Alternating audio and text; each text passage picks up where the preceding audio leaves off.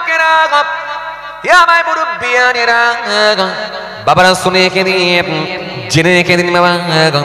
আল্লামা শিবলি নোমানী রহমাতুল্লাহ আলাইহি কিতাবের মধ্যে পাওয়া যায়, আল্লামা শিবলি নোমানী রহমাতুল্লাহ আলাইহি তিনি যখন আশুরার দিন পেয়েছিলেন, ওই দিনেতে তিনি দিনের বেলা রোজা রাখলেন, রাতের বেলা এশার নামাজ পড়ে নিয়ে গে আল্লামা শিবলি নোমানী হুজুর দুই করে 4 রাকাত নফল নামাজ পড়লে। কিতাবের মধ্যে পাওয়া যায় আল্লামা শিবলি নোমানী রহমাতুল্লাহ আলাইহি দুই করে 4 রাকাত নফল নামাজ পড়লেন। প্রথম রাকাতে সূরা ফাতিহা শরীফ পড়লেন, সূরা ফাতিহা শরীফ পড়ে সূরা ইখলাস শরীফ পড়ে নিলেন। আলহামদুলিল্লাহি রাব্বিল আলামিন, সমস্ত প্রশংসা সে আল্লাহ তাআলার জন্য যিনি সারা জাহানের রব, আর রহমানির রহিম, তিনি বহুত মেহেরবান দয়ালু, মালিক ইয়াউমিদ্দিন, বিচার দিনের মালিক। ইয়্যাকা না'বুদু, আমরা শুধু তোমারই ইবাদত করি, ওয়া ইয়্যাকা নাস্তাঈন, তোমারই কাছে সাহায্য চাই। ইহদিনাস সিরাতাল মুস্তাকিম, তুমি আমাদেরকে সহজ সরল পথ দেখাও। সিরাতাল লাযীনা আন'আমতা আলাইহিম, ওই সব লোকেদের পথ দেখাও যাদেরকে তুমি নিয়ামত দিয়েছো।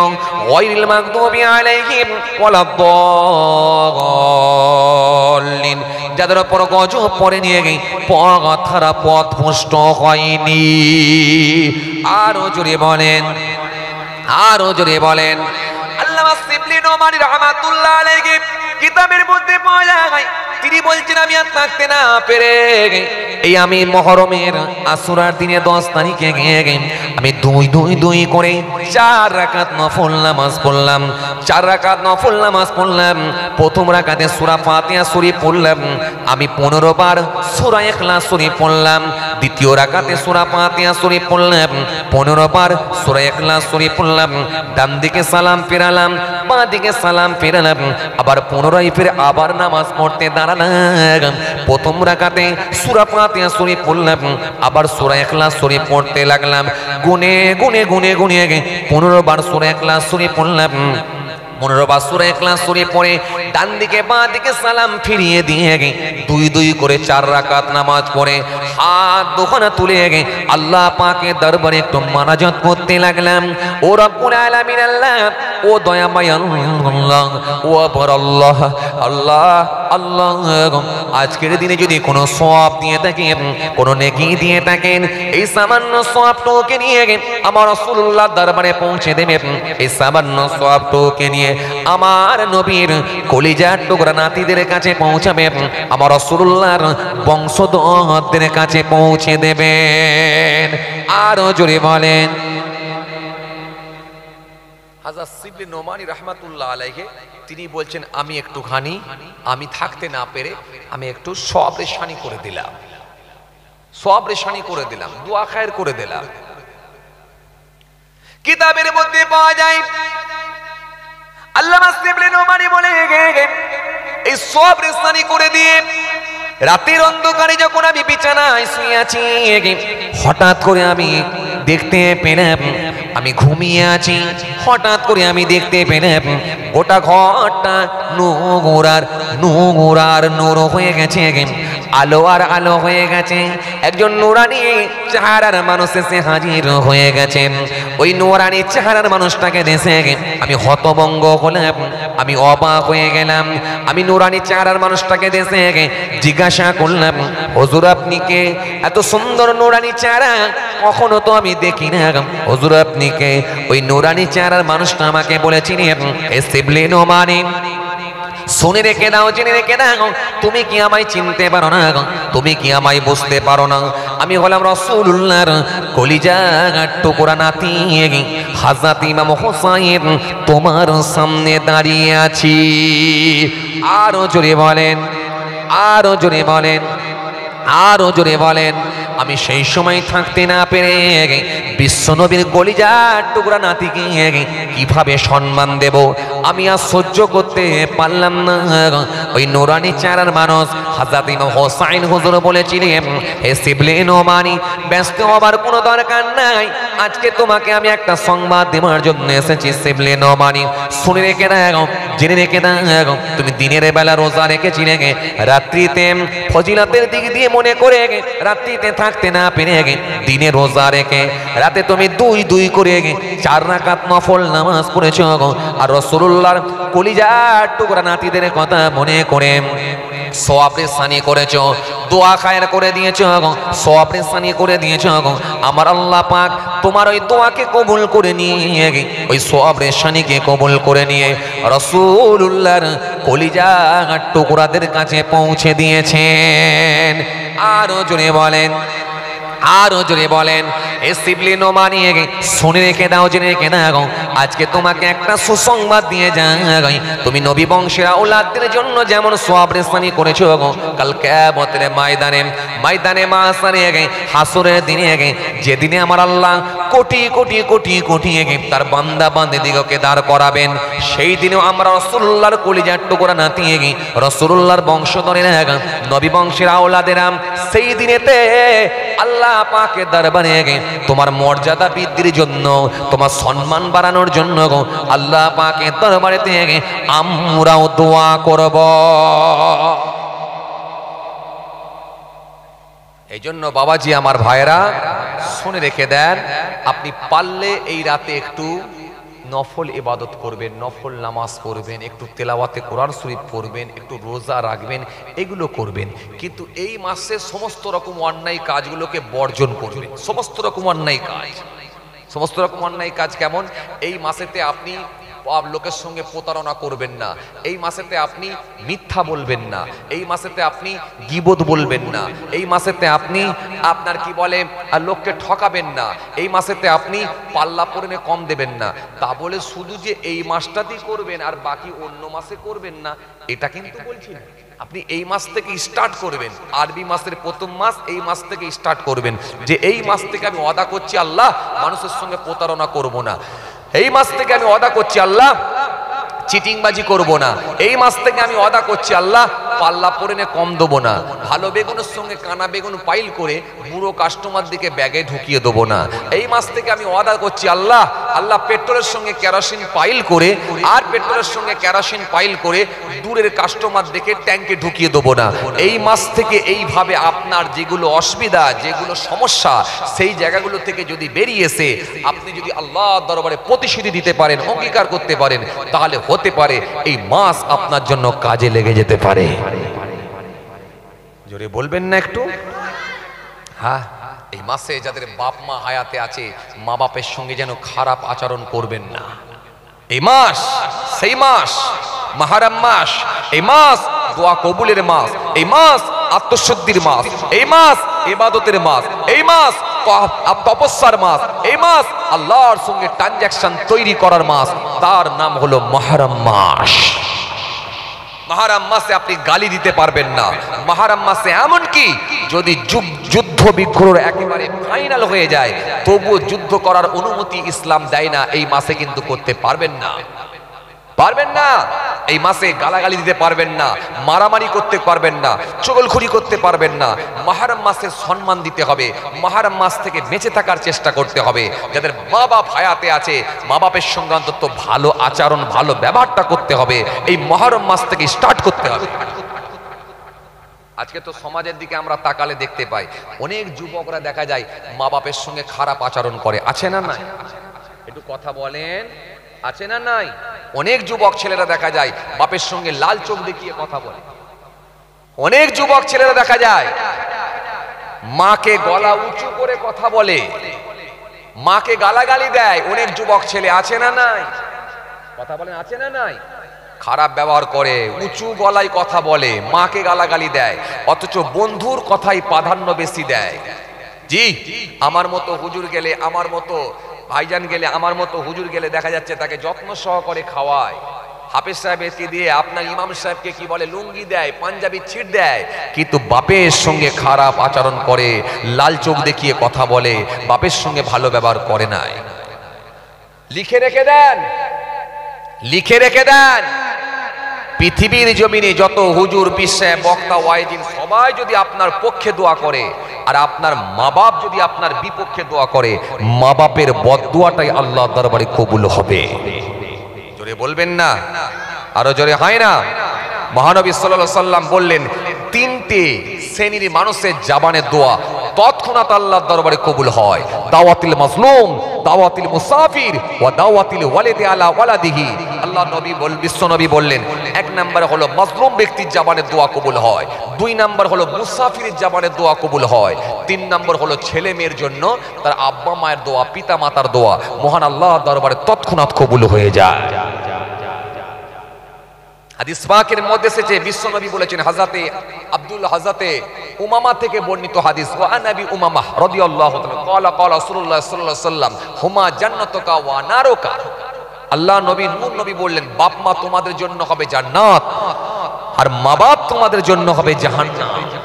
মা বাপ যদি পক্ষে দোয়া করে সেটাও কবুল হবে, আর মা বাপ যদি বিপক্ষে দোয়া করে তাও কবুল হবে।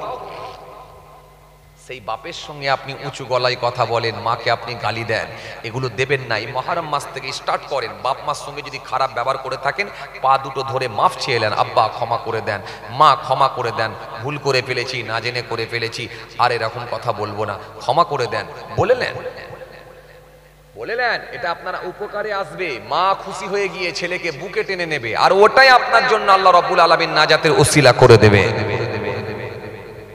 কিন্তু আপনাদের একটা কথা বলি, অনেক ছেলেরা বাপের সঙ্গে খারাপ আচরণ করে। আচ্ছা একটা কথা আপনারা বলেন তো, যে ছেলেগুলো বাপের সঙ্গে খারাপ আচরণ করে, মাকে লাল চোখ দেখিয়ে দিয়ে কথা বলে, আচ্ছা বলেন তো এরা ঠিক করে না ভুল করে?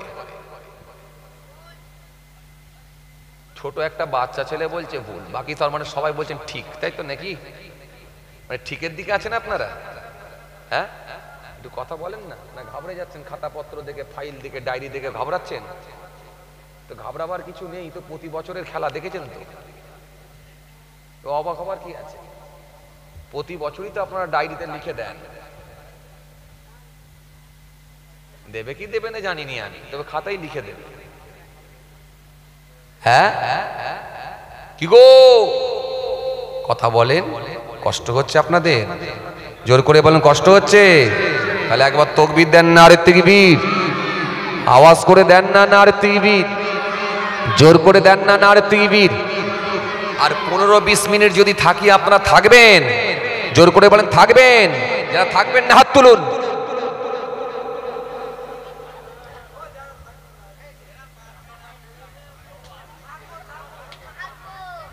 এই চাচা হাত তুলেছে, চাচার জন্য ছাড় আছে, কেন চাচার বয়স হয়েছে, বৃদ্ধ বয়স। জি, বৃদ্ধ বয়সের লোকের জন্য ছাড় আছে, চোখে কম দেখে, কানে কম শুনে, ছাড় আছে, ছাড় আছে। কিন্তু অনেক যুবক ছেলেরাও হাত তুলে দিয়েছে। ওরা বলছে হুজুর আমরা বুঝতে পারিনি, হুজুর দিদি দিদি হয়ে গেছে, তাই না? দিদি দিদি হয়ে গেছে না? হ্যাঁ দিদি দিদি হয়ে গেছে, বুঝে উঠতে পারি না। জি হ্যাঁ, কথা ঠিক। এই জন্য ভাই বুঝে দিতে হবে, এই জন্য সেন্স ঠিক রাখতে হবে, নালে কিন্তু বিপদ হবে। ভাই সকল জব কার্ডের কাজ নেবে বলে আছি, ভাই সকল কন্যাশ্রী নেবে বলে আছি, ভাই সকল স্বাস্থ্যসাথী কার্ড নেবে বলে আছি, ভাই সকল ইন্দিরাবাসনের ঘর নেবে বলে আছি, ভাই সকল রূপশ্রী নেবে বলে আছি, ভাই সকল, ভাই সকল, ভাই সকল কন্যাশ্রী নেবে বলে আছি, ভাই সকল রূপশ্রী নেবে বলে আছি, ভাই সকল এনআরসি নেবে বলে আছি।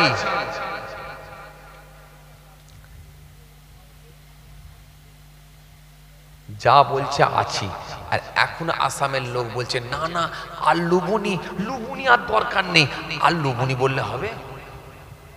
ত্রিপুরার লোক বলছে আর লুবুনি দরকার নেই, আর লুবুনি বললে হবে। তখন তো হাত তুলেছিলে বাবা।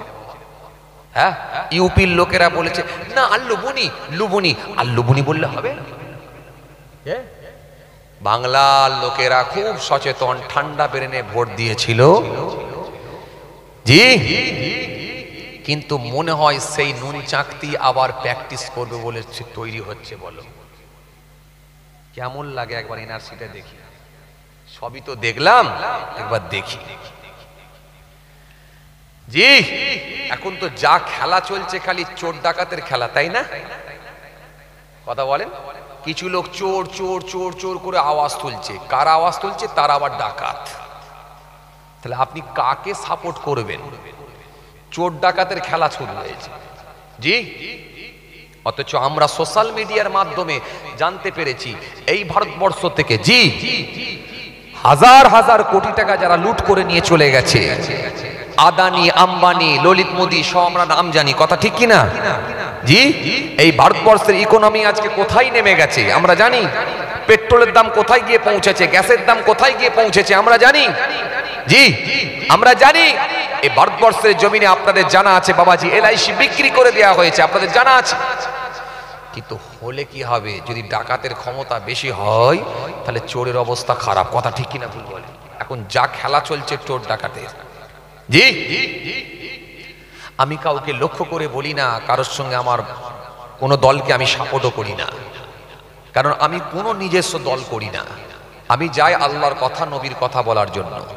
তবে একটা কথা মনে রাখবেন, একটা কথা মনে রাখবেন, এ রাজ্যে তবুও চাকরি দাও চাকরি দাও বলে আন্দোলন করতে পারছেন, অন্য রাজ্যে কিন্তু আন্দোলনটাও হয় না। আন্দোলন করলেই বুলডোজার দিয়ে ঘর ভেঙে দেয়, জানেন তো?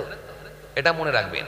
এ রাজ্যে তবুও চাকরি দাও চাকরি দাও চাকরি দাও বলে রাস্তা অবরোধ করতে পারছেন, অন্য রাজ্যে কিন্তু তাও পারবেন না। রাস্তা অবরোধ করতে গেলে কিন্তু গাড়ি দিয়ে পিষে মেরে দেবে, জানেন তো? ইউপির দিকে ভাবেন না, একবার উত্তরপ্রদেশের দিকে মনে করুন, খালি বুঝতে পারবেন। এই জন্য ভালো কোথাও নেই, সুখ কোথাও নেই। কাকে নিয়ে আসবেন ভাবনা চিন্তা করবেন। অপশন কিছু নেই, ভাবনা চিন্তা করবেন। আমি কারোর পক্ষেও নয়, কারোর বিপক্ষেও নয়। আবার বলছি কোনো দল করিনি, কিন্তু মনে রাখবেন অন্য রাজ্যের পরিস্থিতি আরো খারাপ, আরো খারাপ। আরে নেতা মন্ত্রীদের কাছে টাকা থাকবে না তো টাকা কাদের কাছে থাকবে? সাধারণ লোকের কাছে, আমার আপনার কাছে থাকবে? থাকবে না। এই সব নেতাদের কাছেই পাবেন। ক্ষমতা কারোর আছে, লাগিয়ে দিয়েছে, বেরোচ্ছে। আবার আবার যারা উপর পোস্টে আছে তাদেরকে যদি লাগানো হয় তাদের কাছেও বেরোবে, কিন্তু তাদের কাছে লাগাবার কেউ নেই বলে বেরোচ্ছে না। মাল সবার কাছে, মাল সবার কাছে। টাকা থাকাটা নেতা মন্ত্রীদের কাছে কমন ব্যাপার, থাকবে। তাদের কাছে থাকবে না তো কার কাছে থাকবে? কিন্তু মনে রাখবেন বাবাজি আমার ভাইয়েরা, অন্য রাজ্যের পরিস্থিতি আরো খারাপ, আরো খারাপ, আরো খারাপ। যখন তখন মানুষ খুন হচ্ছে, যখন তখন বাবাজি আমার ভাইয়েরা মসজিদের উপরে হামলা হচ্ছে, মাদ্রাসায় গিয়ে সিল করে দেওয়া হচ্ছে, সিসি ক্যামেরা লাগিয়ে দেওয়া হয়েছে। আপনাদের জানা আছে বাবাজি আমার ভাইয়েরা, অন্যান্য স্টেটে গরু জবাহ করা বন্ধ করে দেওয়া হয়েছে। সব চলছে গোটা দেশ জুড়ে, গোটা দেশ জুড়ে চলছে। এই জন্য খুব ভাবনা চিন্তা করে আমাদের পা ফেলতে হবে। ভাবনা চিন্তার সময় কোন নেতা মন্ত্রীর কাছে ক টাকা বেরোলো না দেখেও বেরোলো, ওটা নিয়ে আপনার আমার ভেবে কোনো লাভ নাই। আপনাকে আমাকে ভাবতে হবে পেট্রোলের দাম কি করে কমানো যায়, আপনাকে আমাকে ভাবতে হবে ডিজেলের দাম কি করে কমানো যায়, আপনাকে আমাকে ভাবতে হবে কি করে গ্যাসের দাম কমানো যায়, কোন পদ্ধতি অবলম্বন করে গ্যাসের দাম কমানো যায়। আপনাকে আমাকে ভাবতে হবে মুড়ি কিনতে গেলে জিএসটি দিতে হচ্ছে, কি করে জিএসটিটা কমানো যায়, এটা ভাবতে হবে। তাহলে সাধারণ মানুষ উপকৃত হবে। নেতা মন্ত্রীদের টাকা দেখে কোনো লাভ নাই। চোর করে আওয়াজ দিয়ে খুব একটা মানুষ উপকার হবে বলেও মনে হয় না। চলুন ভাইরা আমার, দোস্তরা আমার, বাবাজিরা আমার, এর থেকে আমি কিন্তু আর বেশি কিছু বলছি না। আপনার জ্ঞানী মানুষ, সব ভাবনা চিন্তা করে আমাদের চলতে হবে, ঠান্ডা ব্রেনে চলতে হবে। কিন্তু ছক অনেক দূর থেকে তৈরি করা হচ্ছে, জাল কিন্তু অনেক দূর থেকে ফেলা হচ্ছে। এই জাল কিন্তু অলরেডি টানতে শুরু করেছে। যেদিক দিয়ে টেনেছে সেদিকের মানুষ বুঝেছে, এখনো যেদিকে টানা হয়নি সেদিকে বুঝবেনি। খাঁচার মধ্যে অনেকগুলো মুরগি আছে, অনেকগুলো পোলট্রির মুরগি। যে মুরগিটার কল্লাটা ধরে ক্যাক করে আওয়াজ উঠলো, সেই মুরগিটা মনে মনে ভাবলো যে আমি ফিনিশ, আমি মনে হয় আর বাঁচবো না, তাকে জবাহ করে দেওয়া হলো। কিন্তু খাঁচার মধ্যে যে বাকি মুরগিগুলো আছে তারা ইলেকট্রিক পাখার হাওয়া খাচ্ছে, সিলিং পাখার হাওয়া খাচ্ছে, মেস খাচ্ছে, পানি খাচ্ছে, ওই খাঁচার মধ্যে ঘুরে বেড়াচ্ছে। ওরা ভাবছে আমরা স্বাধীন, কিন্তু স্বাধীন নয়, ওরাও পরাধীন। যখন ধরবে তখন বুঝবে। এখন না, এখন ধরেছে ইউপিকে, এখন ধরে নিয়েছে উত্তরপ্রদেশ, এখন ধরে নিয়েছে আপনার কি বলে আপনার ত্রিপুরা, এখন ধরেছে আসাম, যেদিকে ধরেছে সেদিকে বুঝেছে। এখনো যেদিকে ধরে না তারা ভাবছে কি জিনিস একবার চেখে দেখি না, একবার চাকতে গেলে কিন্তু তখন কিন্তু আর কিন্তু ঘুরে দাঁড়াতে পারবে না। ছাড়ো, এই পর্যন্তই ছাড়লাম। কাকে দেবেন না দেবেন আপনাদের ব্যাপার, কাউকে দেবেন না দেবেন সেটা আপনাদের ব্যাপার। আমি কারোর পক্ষে নাই, কারোর বিপক্ষে নাই। আমার যেটা মনে হয়েছে আমি আপামর জনতার দিকে লক্ষ্য করে একজন নাগরিক হিসাবে বললাম, বর্তমান যা চিত্র বাস্তব যা চলছে সেটুকু বললাম। আমি কোনো দল করিনি, বিশ্বাস করেন, কারোর পক্ষে বিপক্ষেও বলতে যাইনি। বাদ দেন, চলুন আমার যে বিষয়বস্তু আলোচনা ছিল আজকে, বাবাজি মহরম মাসে আমরা কিছু কাজ অন্তত ছাড়বো আর কিছু করব। কোনগুলো করব সে পাঠটা নিয়ে আলোচনা আমি করছিলাম, করতে করতে এত দূর পৌঁছালাম। এসে বলতেছিলাম কি, বাপ মা যাদের হায়াতে আছে মা বাপের অন্তত সেবা করতে হবে। এই কথা বলতে বলতে আমি একটা কথা বলেই ফেলেছিলাম যে বাপ মাকে অনেক ছেলে লাল চোখ দেখিয়ে কথা বলে, অনেক ছেলে বাপের গায়ের উপরে আঘাত করে, প্রহার করে, মাকে গালাগালি করে, এই বাপের সঙ্গে খারাপ ব্যবহার করে। এটা কি ঠিক করছে না ভুল করছে? জোরে বলতে হবে আপনাদেরকে, ঠিক করছে না ভুল করছে? আচ্ছা, মুরব্বী বাপেরা বলছেন ভুল করছে না যুবকরা বলছে? কারা বলছে ভুল করছে? আচ্ছা, মুরব্বী বাপে চাচারা বলুন তো, ঠিক করছে না ভুল করছে? ভুল করছে। ও চাচাও বলেছে ভুল করছে, ঠিক বলেছেন। আচ্ছা, এবার যুবকগুলো বলুন তো, ঠিক করছে না ভুল করছে? এই যুবক ছেলে কথা বলে না কেন, ঠিক না ভুল? তোমরাও বলছো ভুল, আমি তোমাদের সাপোর্ট করে বলছি যে ঠিক করছে না ভুল করছে, তোমরাও বলছো ভুল। তাহলে যাক, ভুল যদি করে থাকে তাহলে কিন্তু ঘরে গিয়ে মাথায় রাখবে। চলে একটা কথা শুনো, বাপকে যে মারছে ভুল করছে এটা ঠিকই, বাপের সঙ্গে খারাপ আচরণ করছে ভুল করছে এটা ঠিকই, তবে ভুল হলেও পুরোপুরি ভুল কিন্তু নয়। আপনারা বলবেন ভাইজান ই আবার কেমন কথা, ভুল হলেও পুরোপুরি ভুল নয় মানে তার মানে কি? হ্যাঁ, তার মানে পুরোপুরি ভুল নয়, কিছুটা ভুল, ই আবার কেমন কথা? না, মার খাওয়ার পেছনে একটা কারণ আছে। কারণ আছে? হ্যাঁ, মার খাওয়ার পেছনে কোনো কারণ আছে? আছে। কি কারণ?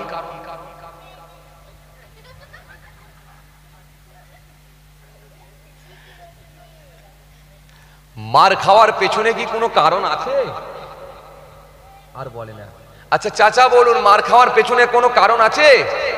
আছে। আচ্ছা কি কারণ বলুন তো? এই ছেলে চুপ কর, কি কারণ? হ্যাঁ, কিছু অন্যায় থাকে। কি অন্যায়? ও বাপ কোনো একটা বিষয় অন্যায় করে ফেলে বলে ওই জন্যই ধরে মারে নাকি? এ ভাইও ভালো কথা বলেছে, খারাপ বলেনি। বুড়ো বয়সে অন্যায় করবি কেন? হ্যাঁ, ওর বাপ তো অন্যায় করে না, তুই অন্যায় করবি কেন? দৌড়ে আচ্ছা তাহলে দিয়ে দে। না, এটা বলতে চাইনি আমি। বাপ অন্যায় করলেও বাপের ওপরে লাল চোখ দেখাতে পারবেন না, বাপের সঙ্গে আপনি খারাপ ব্যবহার করতে পারবেন না। আল্লাহ নিজে ডাইরেক্ট বলছেন সূরা নিসার মধ্যে, আয়াত নাম্বার হলো 36, 36 নম্বর আয়াত, ওয়া আবুদুল্লাহ ওয়া লা তুশরিকু বিহি শাইয়ান ওয়া বিল ওয়ালিদাইনি ইহসান। আল্লাহ বলেন তোমরা এক আল্লাহর অনুসরণ করো, আল্লাহর সঙ্গে শরীক করো না, আর তোমাদের মাতা পিতা যারা হায়াতে আছে বাপ মার সঙ্গে তোমরা ভালো আচরণ করো। না, এই কারণ বলতে চাই না, কারণ একটা আছে। কি বলেন তো? বলতে পারবেন? না, শোনেন ভালো করে শোনেন, এখানে অনেক বাপ আছে, ভালো করে শোনেন। ছেলে যে মারছে এর পিছনে অনেক কারণ আছে। একটা বাপ শুধু ছেলেকে জন্ম দেওয়া পর্যন্তই শেষ নয়, একটা বাপ তার ছেলেকে জন্ম দেওয়ার পর থেকে গুনে গুনে গুনে গুনে 12টা দায়িত্ব পালন করবে। তার করণীয় কাজ হবে 12টা। কটা? 12টা। এই ছেলে, কটা কাজ হবে? কটা কাজ? 12টা। এই 12টা কাজ কি আপনারা করেন?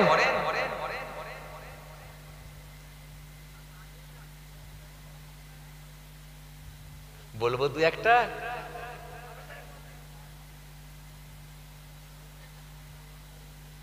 দুটো একটা বলবো? আরে কথা বলে না, দু একটা বলবো। একটা বাপ সন্তান জন্ম হওয়ার পর থেকে 12টা দায়িত্ব তাকে পালন করতে হবে তার বাপকে, তার করণীয় কাজ হবে 12টা। আর মনে রাখবেন, সন্তান জন্ম হওয়ার আগে, সন্তান পৃথিবীতে আসার আগে তার বাপকে আরো 2টো দায়িত্ব পালন করতে হবে। তাহলে 12 আর 2 কটা? কটা? 14টা। 14টা তার করণীয় কাজ আছে কার? বাপে। 14টা কাজ। এবার বলবেন সেগুলো কি কি? আমি 2-1টা বলছি, ভালো করে শোনেন। ও বেনা,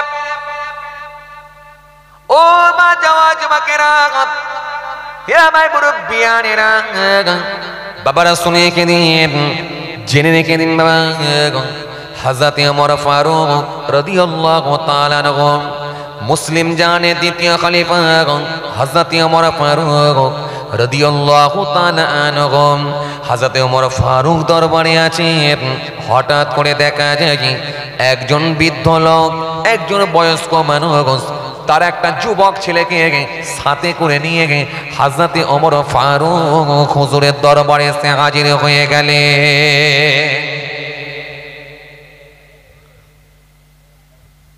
না, এদের জায়গা চেঞ্জ করতে হবে। এই হলদে গেঞ্জি পিছনে কর দেবো। ঘুম থেকে উঠে পড়ে বিরাট পেরেশান করছে, একে তুলি ছাড়লো, এই ন্যাড়াটাকে তুলি ছাড়লো। ন্যাড়াটা ঘুমাচ্ছিল, কি সমস্যা বলেন দেখি। একটা ন্যাড়া ছেলে শুয়েছিল, ওকে কানে ঠিক গুঁজা মেরে তুলি ছাড়ল। ও ভাবছে উঠে কি বিপদে পড়েছি বলো দেখিনি। হ্যাঁ, না পাচ্ছি ঘর যেতে, না পাচ্ছি শুতে। আর নয়, আর নয়, শুয়ে পড় বাবা, শুয়ে পড়।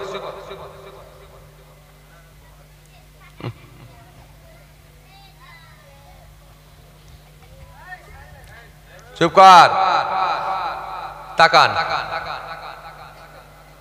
হযরত ওমর ফারুক রাদিয়াল্লাহু তাআলা আনহু, মুসলিম জানের দ্বিতীয় খলিফা, খলিফাতুল মুসলিমিন হযরত ওমর ফারুক রাদিয়াল্লাহু তাআলা আনহু হুজুর আমার দরবারে আছেন। হঠাৎ করে দেখা যায় একজন বৃদ্ধ লোক, একজন বয়স্ক মানুষ তার একটা যুবক ছেলেকে সাথে করে নিয়ে হযরত ওমর ফারুক হুজুরের কাছে এসে হাজির হয়ে গেলেন। সালাম দিলেন, সালাম দিয়ে বললেন, ওয়াল্লাহ নবী সাহাবী হযরত ওমর ফারুক, বিয়াদবি নেবেন না। এই যে যুবক ছেলেটাকে দেখতে পাচ্ছেন, এটা হলো আমারই সন্তান, এটা হলো আমারই ছেলে। কিন্তু হুজুর বিয়াদবি নেবেন না। এই ছেলেটা আমাকে আব্বা বলে ডাকে না, এই ছেলেটা আমাকে বাপ বলে ডাকে না, এই ছেলেটা আমাকে আব্বাজি বলে ডাকে না। এই জন্য আমার মনে দুঃখ, আমার মনে বড় ব্যথা বেদনা। এই জন্য আমি আপনার কাছে এসেছি একটু বিচার দেওয়ার জন্য, এই জন্য আমি আপনার কাছে এসেছি একটু ফয়সালা করার জন্য। এই জন্য আমি আপনার কাছে এসেছি একটু ফয়সালা করব, বিচার দেবো। হুজুর, হুজুর, হুজুর, দেখেন না হুজুর, এই ছেলেটা আমারই ছেলে। হযরত ওমর ফারুক রাদিয়াল্লাহু তাআলা আনহু হুজুর আমার তাকাতে পারলেন না। ওই ছেলেটার দিকে একবার তাকালেন, তাকিয়ে বললেন, বাবা ছেলে, তুমি কি তোমার আব্বাকে আব্বা বলে ডাকো না গো? তোমার বাপের কত মনে দুঃখ, কত মনে ব্যথা, কত মনে বেদনা। তোমার জন্মদাতা বাপকে তুমি আব্বা বলে কেন ডাকো না? ছেলে বলল, হুজুর বেয়াদবি নেবেন না গো, আপনাকে একটা কথা বলি হুজুর, বেয়াদবি নেবেন না।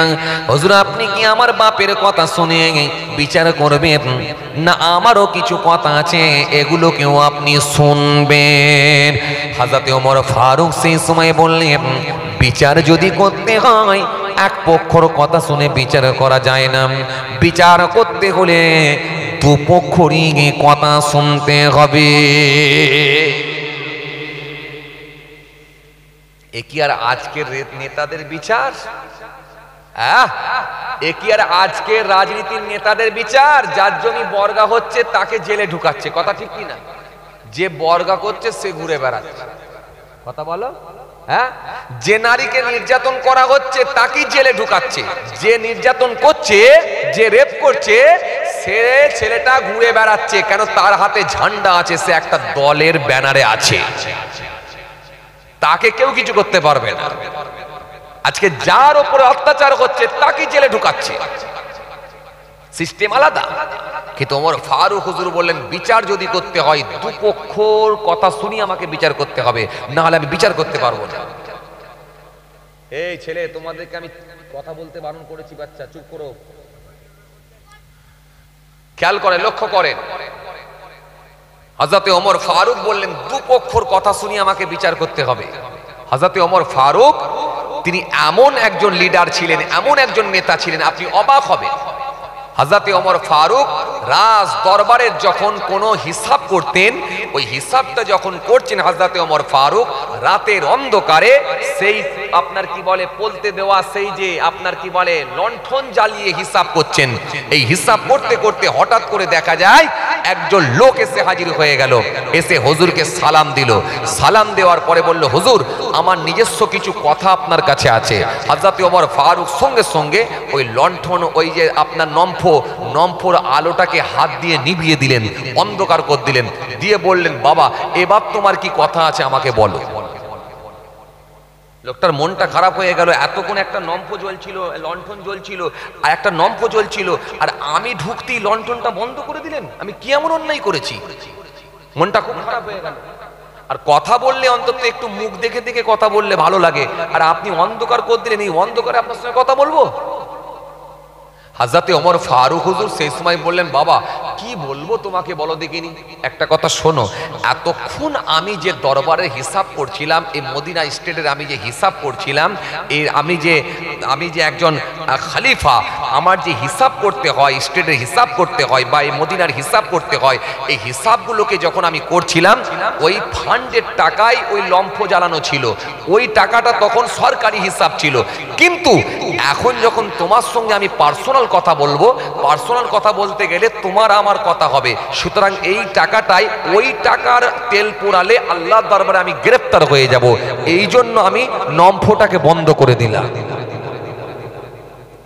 কি শিক্ষা ভাবেন। আর আজকে নেতা মন্ত্রীরা ও 6টা 8টা করে গাড়ি নিয়ে যাচ্ছে। জি, নেতা যখন ঢুকে গেল, জি নেতা যখন ঢুকে গেল,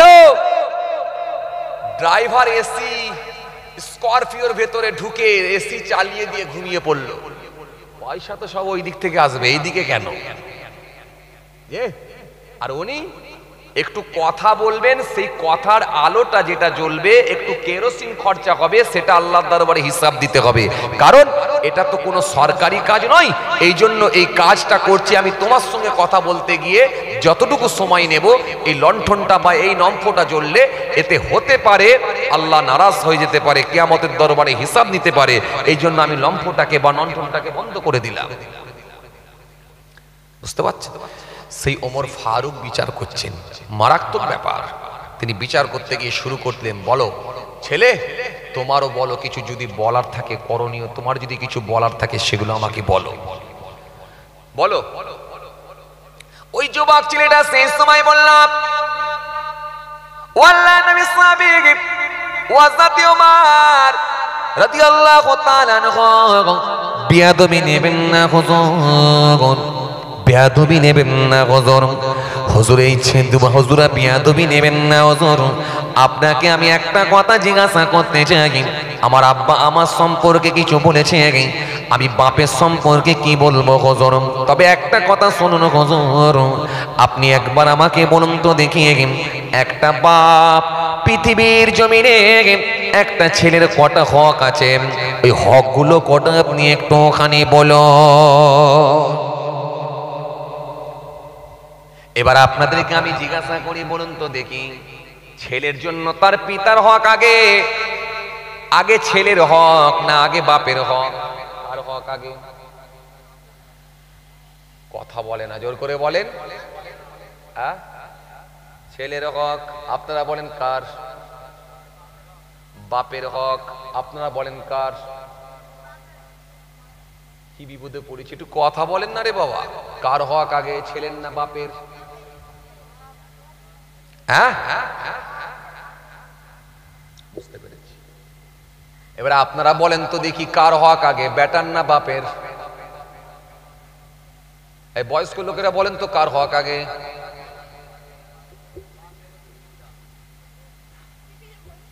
কি বলছে? হ্যাঁ, ওরা কিছু বলবে না, এই না বলে বলি তো এই জায়গায় পৌঁছেছে। আগান না, দেখেন না কি হচ্ছে। মধু পাচ্ছেন না, গুড় পাচ্ছেন, কি পাচ্ছেন দেখেন না, ঝাঁপ দিয়ে দেখেন না কি হচ্ছে, দেখেন না, উঠে বাঁচতে পারবেন। এত ভাবছেন কেন? বলেন, আগে বাপের হক না আগে বেটার হক? ওই ভাই আমার একাই চালাচ্ছে, আপনারা কিছুই বলছেন না। কার হক আগে? হ্যাঁ বলেন, কার হক আগে? হ্যাঁ, ওই চাচা বলেছে বাপের, ওই ভাই বলেছে বেটার। আপনারা বলেন কার? ছেলের। ছেলের। আমি বুঝতে চাইছি কোন দিকে ভোট বেশি, আমি ভোটটা কোন দিকে আছে দেখে নিচ্ছি। আচ্ছা বলেন তো, বাপের দলে আছেন কারা, বেটার দলে আছেন কারা? আচ্ছা বলেন তো, এবারে বলেন, বাপের হক আগে না বেটার হক আগে? ছেলের হক আগে।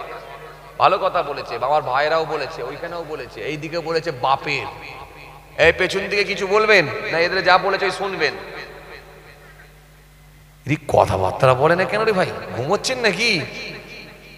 এই জেগা আছে তো সব? হাসান ভাই জেগা আছে তো? এই জেগা আছেন তো আপনারা? তাহলে একবার তাকবীর দেন দেখি, নারে তাকবীর। আরো জোর করে দেন, নারে তাকবীর। তো যা আছে বাবা, এরাই মোটামুটি মাত করে দিচ্ছে, না থাকলে খুব বিপদ হতো। হ্যাঁ, আচ্ছা এবার আমি একটু দেখি, পরীক্ষা করে বলি। আচ্ছা বলেন তো দেখি, আচ্ছা এখানে বিয়েওয়ালা কারা আছেন দেখি? কি সমস্যায় পড়েছি আল্লাহ। জি, আচ্ছা এবারে আইবুড়োরা আওয়াজ দেবেন না, মানে যারা বিয়ে করেনি তারা আওয়াজ দেবেন, ঠিক আছে? যারা বিয়ে করেছেন তারা দেবেন, দাদু হলেও দিতে পারবেন, ঠিক আছে? যারা বিয়ে করেছে তারা আওয়াজ দেবে। ভোট কোন দিকে বেশি আছে একটু দেখি, তাহলে আমি বাপের দিকে যাব, আর নালে ছেলের দিকে যাব। ওই জন্য দেখে নিচ্ছি বিয়েওয়ালা কারা আর বিয়ে আইবুড়ো কারা, একটু দেখে নিচ্ছি। আর দেন তো দেখি, বাপেরা দেন তো, আর যারা বিয়ে করেছেন ওরা দেবেন। দেন তো দেখি, নারে তাকবীর। তুই বিয়ে করেছিস? তুই দিচ্ছি কেন ছেলে? তোকে তো দুবো রে বাবা, তুই পরের বারে দিবি, পরের বারে এমন চিল্লাবি ওদিকে ওভারটেক করতে হবে। এই যারা বিয়ে করেছে তারা দেন, যারা বিয়ে করেননি ওরা দেবেননি। যারা বিবাহ করেছেন দাদু হলেও দিতে পারবেন। একবার দেন তো সবাই মিলে দেখি, হার জিতটা দেখিলি, কে বেশি কে কম আছে দেখি। একবার দেন তো দেখি, নারে তাকবীর। যারা বিয়ে করেছে তারা দেবে, আবার বলছি যারা বিয়ে করেনি তারা দেবেনি। চলুন, যারা বিয়ে করেছে তারা দেবে, দাদু হলেও দিতে পারবে। কেন মাঝে মাঝে আমরা দেখেছেন যে মাঠের উপরে বর্ষাকালে আইবুড়ো আর বিয়েওয়ালার ফুটবল খেলা হয়, দেখেছেন? ওই তো, ঠিকই আছে, মিলে গেছে, খাপে খাপ মিলে গেছে যে আইবুড়ো আর বিয়েওয়ালার ফুটবল খেলা হয়। এইদিকে লাগানো থাকে 5 কিলো মুরগি, ওইদিকে লাগানো থাকে 3 কিলো মুরগি। বাপ বলছে বেটা দেখে লবো, বেটা বলছে আব্বা বুঝে লবো, খেলা হবে। কি বুঝলেন? আইবুড়ো আর বিয়েওয়ালার খেলা হচ্ছে, কে জেতে আর কে হারে। চলুন বিয়েওয়ালা গুলো দেবেন, যারা আইবুড়ো তারা দেবেন না, বিয়েওয়ালা গুলো দেন। বিয়েওয়ালা গুলো একবার দেন তো, বিবাহিত মানুষেরা একবার দেন, জোর করে তাকবীর দেন দেখি, কে জেতে আর কে হারে দেখবো। একবার দেন তো দেখি, নারে তাকবীর। সব বিয়েওয়ালার দল, তাই তো? আচ্ছা ঠিক আছে, বিয়েওয়ালার দলটা এবার চুপ করেন। এখানে অনেক লোকেরই বিয়ে করে ফেলেছে। হ্যাঁ, এবার তোরা দিবি, জিততে হবে। হ্যাঁ, এই যারা এবার আইবুড়ো আছেন, যারা বিয়ে করেননি, ইয়াং ম্যান, দেখা যাক ব্লাড কেমন গরম আছে, দেখা যাক, দেখা যাক কেমন আওয়াজ দেয়। আইবুড়োরা একবার দেন তো দেখি, নারে তাকবীর।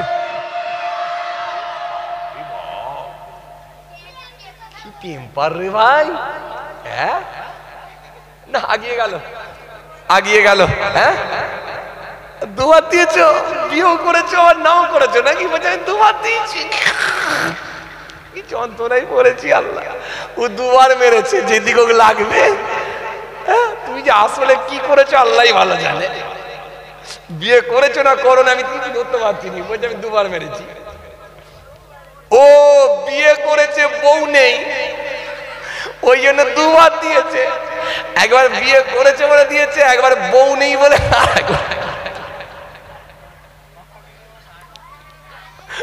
কি যন্ত্রণা আল্লাহ। যে চলে লক্ষ্য করেন, হাসি নয়, লক্ষ্য করেন, খেয়াল করেন। আচ্ছা তাহলে আইবুড়োরাই মনে হয় জিতে গেল নাকি? আচ্ছা আমার প্রশ্নটা কি ছিল, আগে বাপের হক না আগে ছেলের হক? কেউ বলেছেন ছেলের হক, কেউ বলেছেন বাপের হক। এবার একটু ঘুরিয়ে বলি, বলেন তো দেখি আগে বাপ না আগে বেটা? কে আগে?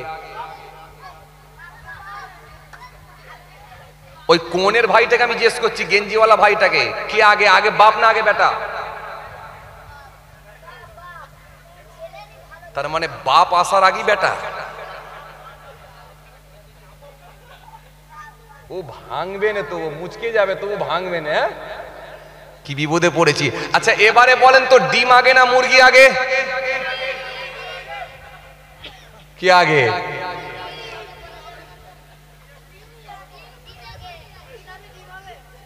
তাহলে আগে বাপ না আগে বেটা? আরে কথা বলেন, আগে বাপ না আগে বেটা? হ্যাঁ আগে বাপ। এই এতক্ষণে স্বীকার করেছে আগে বাপ। তাহলে বাপ যদি আগে হয় তাহলে বাপের হক তো আগে হবে, তাই না? হ্যাঁ আরে বেটা বড় হলো, কাজকর্ম করে খাওয়াবে, হাবি যাবি অনেক কিছু, সেটা তো পরের পার্ট, কিন্তু বাপের কাজ কিছু নেই তো। সেই মানুষ করবে, শিক্ষা দেবে, সেইগুলোই তো বলছি রে বাবা। তো সবই তো জানে, ওই তো লাইনে এসে গেল। আমি ওটাই তো বলছি, তাহলে বাপের কাজ কি? তাকান, এবার খেয়াল করেন, লক্ষ্য করেন, এবার বুঝলেন, ভালো করে শোনেন। তাহলে আগে কে? আগে হলো বাপ, পরে হলো বেটা। একটা সন্তান জন্মগ্রহণ করার পর তার বাপকে গুনে গুনে গুনে গুনে 12টা দায়িত্ব পালন করতে হবে। কিন্তু মনে রাখবে, সন্তান হওয়ার আগে ওর বাপকে আরো 2টা দায়িত্ব পালন করতে হবে। হযরত ওমর ফারুককে জিজ্ঞাসা করা হলো, হুজুর আগে বাপের হক না আগে বেটার হক? হযরত ওমর ফারুক হুজুর বললেন, একটা ছেলের জন্য আগে বাপের হক। ছেলেটি বলল, হুজুর বাপের হক যদি আগে হয়, বাপের হক গুলো কি কি একটুখানি বলেন। হযরত ওমর ফারুক হুজুর বললেন, 1 নাম্বার হলো তার করণীয় কাজ হলো, একটা বাপ যখন বিবাহ করবে একটা ধার্মিকা মহিলাকে দেখে বিবাহ করবে। বাপ যখন বিয়ে করবে একটা ধার্মিকা মেয়েকে বিয়ে করবে, সতী রমণীকে বিয়ে করবে, যে মহিলার মধ্যে কমপক্ষে 4টে গুণ পাওয়া যাবে। কটা গুণ? 4টে। এজন্য একটা মেয়েকে যখন বিয়ে করবে একটা বাপ 4টে গুণ দেখে বিয়ে করবে। একটা ছেলে যখন বিয়ে করবে 4টে গুণ দেখে বিয়ে করবে। মহানবী বলেছেন, লিমালিহা ওয়ালি হাসাবিহা ওয়ালি জামালিহা ওয়ালি দীনিহা ফাসফারু বিযাতি দীন তারিবাত ইয়াদাকা। আপনারা জানেন কি কি কথা বলেন? জানেন? তাহলে ভালো করে খেয়াল করে বুঝেলেন, কাজে লাগবে আপনাদের। হযরত ওমর ফারুক বললেন, একটা বাপ যখন বিয়ে করবে, একজন ব্যক্তি যখন বিবাহ করবে, ছেলে হওয়ার সন্তান হওয়ার আগে যখন সে বিবাহ করবে, বিবাহ করলে নারী 4টে গুণ দেখে বিয়ে করবে। এই 4টে গুণ অবশ্যই কিন্তু মেলাবে। কেন? মহানবী বলেছেন, তুনকাহুল মারওয়াতু লিআরবাইন লিমালিহা ওয়া লিহাসাবিহা ولجمالها ولدينها فاصبر بذات الدين تربت يداك আল্লাহ নবী নূর নবী বললেন যখন তোমরা বিবাহ করবে যখন তোমরা বিয়ে করবে নারীর অন্তত 4টে গুণ দেখে বিয়ে করবে এক নাম্বার হলো লিমালিহাম তার সম্পদ দেখবে তার ধন সম্পদ দেখবে সম্পদ দেখবে আপনারা বলবেন ভাইজান ওটাই তো আমরা দেখি সম্পদ দেখি না যদি থাকে সম্পদ করতে পারবো আমরা আমোদ যদি থাকে 4 চাকা নিশ্চয়ই দেবে আমাকে 2 চাকা 2 চাকা দিচ্ছে না হ্যাঁ বন্ধুরা বলছে তুই 50,000 টাকা স্যালারি পা শ্বশুরের সঙ্গে কি লিবি বলে আরে চাইবো নাকি ও কাঁচা কাজ করিনি 50,000 টাকা স্যালারি পাই আমি আরে তেলা মাথায় তেল দেয় জানিস নি নাকি আমি বলবো কেন এমনি আমার শ্বশুর 4 চাকা দেয়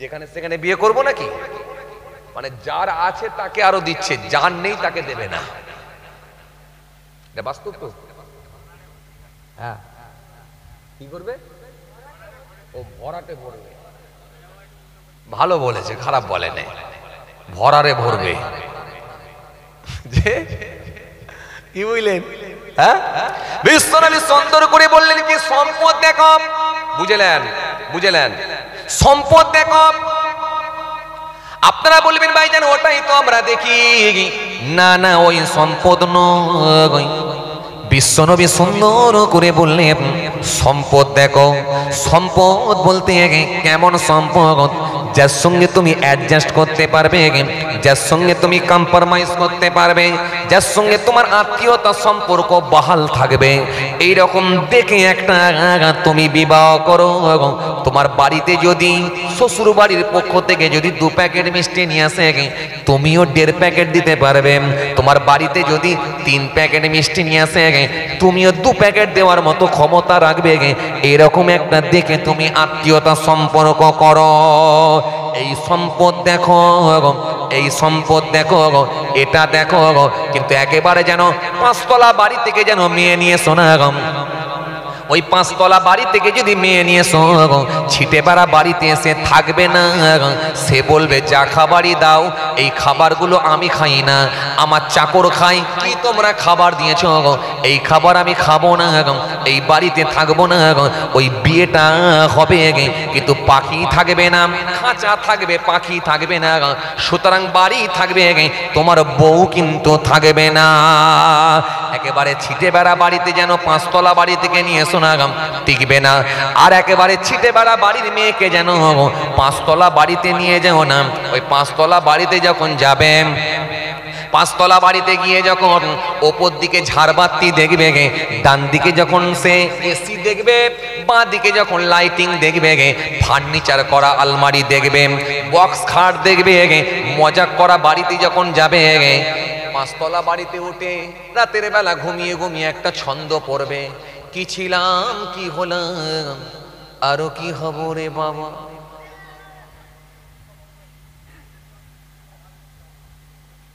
বিশ্বনবী বলছেন টিকবে না লংজিভিটি হবে না এইজন্য যার সঙ্গে তুমি কম্প্রোমাইজ করতে পারবে যে তোমার লেভেলের ওই লেভেলের দেখে একটা আত্মীয় করো যার সঙ্গে তোমার আত্মীয়তাটা বহাল থাকবে এইজন্য যেখানে সেখানে করো না টিকবে না এই জন্য দেখবেন আজকের সমাজে দেখবেন অনেক যুবকেরা বিয়ে করে নিয়ে আসে কিন্তু বউ ঘরে নাই পালাচ্ছে থাকছে না হচ্ছে এই যে ভাই বলল কি বললো বলে 2 বার তাকবীর দিয়েছি বিয়ে করেছি 1 বার দিলাম বউ পালিয়ে গেছে আর 1 বার দিলাম কি বুঝলেন হ্যাঁ এই কয়েকদিন আগে আমি জলসা করছি হঠাৎ করে দেখা যাচ্ছে একটা ফোন ঢুকলো 11:15টার সময় আমি ওয়াচ করছি এই আপনি জলসায় গেছি নাস্তা পানি করে 11টায় উঠবো 11:15টার দিকে একটা ফোন ঢুকলো হ্যালো কে বলছেন আসসালামু আলাইকুম হুজুর ওয়ালাইকুম আসসালাম কে বলছেন হুজুর কে বলছেন আমি বলছি কে বলছেন ভাই বলছে হুজুর চিনতে পারছেন না আমি মুর্শিদাবাদ থেকে বলছি আপনি সে আমাদের এখানে জলসায় এসেছিলেন লোকটা বলছে আমাদের এখানে জলসা এসেছিলেন, আমি সে অমুক গ্রাম। হিরাম করে যখন বোঝাতে লাগলো তখন আমি বুঝতে পারলাম, বুঝে বলুন হ্যাঁ হ্যাঁ ঠিক আছে, বুঝতে পেরেছি। কি হয়েছে বলুন, কি হয়েছে? এত রাত্রে ফোন করছেন? বলছে আমি বুঝতে পেরেছি আপনি জলসায় আছেন, তবু ভাবলাম একটু ফোন করি, খুব বিপদে পড়ে গেছি হুজুর, একটু ফোনটা করলাম। এই কি বিপদ? হুজুর একটু দোয়া করুন, খুব বিপদের মধ্যে পড়ে গেছি হুজুর। কি বিপদ বলেন না, কি হয়েছে, সমস্যাটা কি? হুজুর বলবেন না, 20 মিনিট আগে হঠাৎ করে সেজ ভাবিটা উঠে পালিয়ে গেছে। 20 মিনিট আগে হঠাৎ করে সেজ ভাবিটা উঠে হাওয়া হ্যালো যুগ বেরিয়ে গেছে। এই জন্য সমস্যাটা কোথায় দেখেন, সমস্যাটা এই জায়গায়, গুড়াই গন্ডগোল। বউ থাকবে না যদি রাসূলুল্লাহর হাদিস না মানা হয়, এত সহজ না। এই জন্য বিশ্বনবী কি বললেন, 1 নম্বরে খুব বড় লোকের বাড়ি থেকে মেয়ে নিয়ে এসো না, খুব গরিব বাড়ি থেকেও মেয়ে নিয়ে যেও না। তার সম্পদ দেখো, যার সঙ্গে তুমি অ্যাডজাস্ট করতে পারবে, এরকম দেখে একটা বিয়ে করো। লিমা আলিহা ওয়ালি হাসাবিহা। দ্বিতীয় নাম্বার, 2 নাম্বার হলো ওয়ালি হাসাবিহা। আমি রাসূলুল্লাহ বলি বিয়ে করার আগে আর একটা জিনিস লক্ষ্য করো, দেখে নাও, লিমা আলিহা ওয়ালি হাসাবিহা, তার বংশ মর্যাদা দেখে নাও। বাপ কুল, মা কুল, শ্বশুর কুল, শাশুড়ি কুল, কোন দিক দিয়ে দোষ ত্রুটি আছে নাকি দেখে নাও। তার ব্যাকগ্রাউন্ডটা তুমি একটু দেখে নাও। তোমার যে বিয়ে হবে, দিনে কত টাকার করে লটারির টিকিট কাটে, খবরটা একটু নিয়ে নাও।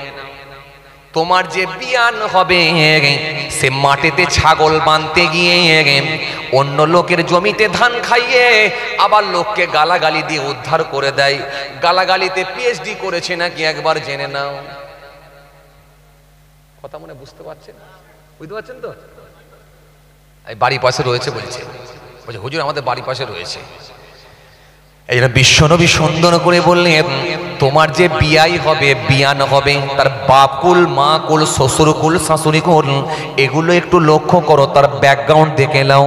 আমি রাসূলুল্লাহ বলি তার বংশ মর্যাদা দেখো। বংশ মর্যাদা যেন দেখতে ভুল করো না, কারণ ওই মেয়েটাকে নিয়ে এসে তুমি ঘরে শান্তি পাবে না। এমন বড় বড় কথা বলবে, শাশুড়িকে ভাত দেবে না, চোখ দিয়ে পানি ঝরিয়ে দেবে, শ্বশুরের সঙ্গে খারাপ ব্যবহার করবে। শেষে নিরুপায় হয়ে গিয়ে বুড়ো বুড়িকে কাটাতে হবে, ছেলের ভাত কিন্তু ঘরে পাবে না। হাদিস কি মিলছে? কথা বলে না, হাদিস কি মিলছে বলে মনে হচ্ছে? হ্যাঁ, এই জন্য বিশ্বনবী বললেন কি, বংশ মর্যাদা দেখো। 2 নম্বরে বংশ দেখে গেলাম। এবারে সত্যি করে বলেন, বংশ মর্যাদা আমরা এখন আর দেখি না। নারী যেন দেখতে হয় রচনা, সে বাগদি নাকি খ্রিস্টান নাকি মুচি তা আমার দেখার দরকার নাই। যার সঙ্গে ফোনে হয়েছে হ্যালো, সেই আমার কাছে ভালো। তবে তুই যেহেতু আমার বুড়ো বাপ, ওদের বাড়িতে গিয়ে কথা বলো। হচ্ছে না? বাস্তবটা বলেন, হচ্ছে না? হয় না? বুড়ো বাপকে বলছে সব ফাইনাল করে ফেলেছি, তুই যে ঠিক কর, দিনটা খালি ঠিক কর। বাপ গুড়গুড় করে যাচ্ছে, বিড়ির টান মারতে মারতে, উপায় নেই, নালে মার খাবে। কথা বলেন, আচ্ছা রাসূলুল্লাহর হাদিস মিলবে, এত সহজ না। বিশ্বনবী বললেন তাহলে কি 2 নম্বরে কি বংশ মর্যাদা। কষ্ট হচ্ছে আপনাদের? জোর করে বলেন, কষ্ট হচ্ছে? বাবা বিরাট টেম্পার না, ছেড়ে দিই। আমার এই খাতা পত্র আছে তো নাকি? এই যে 21-22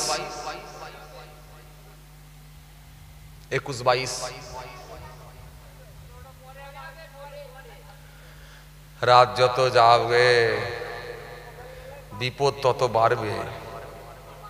খানা কদ্দূর হয়ে গেছে? কমপ্লিট, পুরো কমপ্লিট। পেছন থেকে আওয়াজ আসছে, হুজুর খানা পুরো কমপ্লিট। আস্তে আস্তে ঠান্ডা লাগছে। যে খানা কোথায়? বলে এইখানে। পা দিল, দরাম করে হর করে পড়ে গেল। গিয়ে বলছে এরি খানা বললি এখানে? বলে খানা মানে গর্ত। যে হ্যাঁ, থাক তাহলে এই পর্যন্তই থাক নাকি?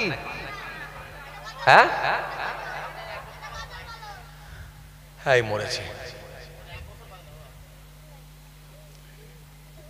আবার আল্লাহ করলে পরে হবে, এখন দুটোই থাক, কি বলেন, থাক এই পর্যন্তই। যে থাক, আল্লাহ করলে হবে এখন ইনশাআল্লাহ।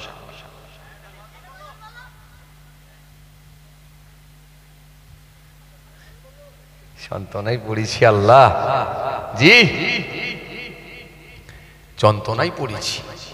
যে টাকা খুব ভালো লাগছে মাশাআল্লাহ, কারোর চোখে ঘুম নাই। একে ঘুমোচ্ছেন নাকি?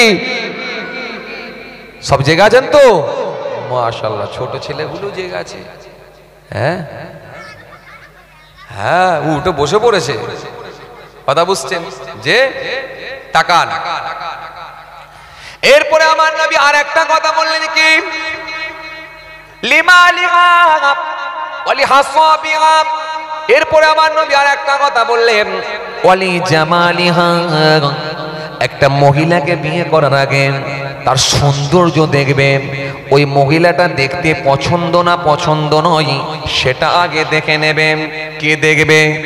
নারী যখন দেখতে যাবে, মেয়ে যখন দেখতে যাবে, কে দেখতে যাবে? 80 বছরের দাদি। দাদি 80 বছরের দাদি দেখতে যাচ্ছে, কুনে পছন্দ করতে যাচ্ছে। নাত বউ, নাতির বিয়ে দেবে, নাত বউ দেখতে যাচ্ছে 80 বছরের দাদি। গিয়ে 1000 পাওয়ারের একটা চশমা পরে মেয়েটাকে বলছে, তোমার মাথার চুলটা খোলো তো। আর ভুল করে যদি মাথায় একটা উকুন বা নিকি দেখতে পেয়ে যায়, ও দেখছে 4টে নিকি। বলে কি নোংরা মেয়ে রে, এত বড় হয়ে গেল মাথায় এখনো 4টে নিকি ঘুরে বেড়াচ্ছে একসঙ্গে, মহাবিপদ। না, এ দাদির কোনো জায়গা নেই, নানির কোনো জায়গা নেই। ওসব ওল্ড মডেলের লোক এখন চলবে না।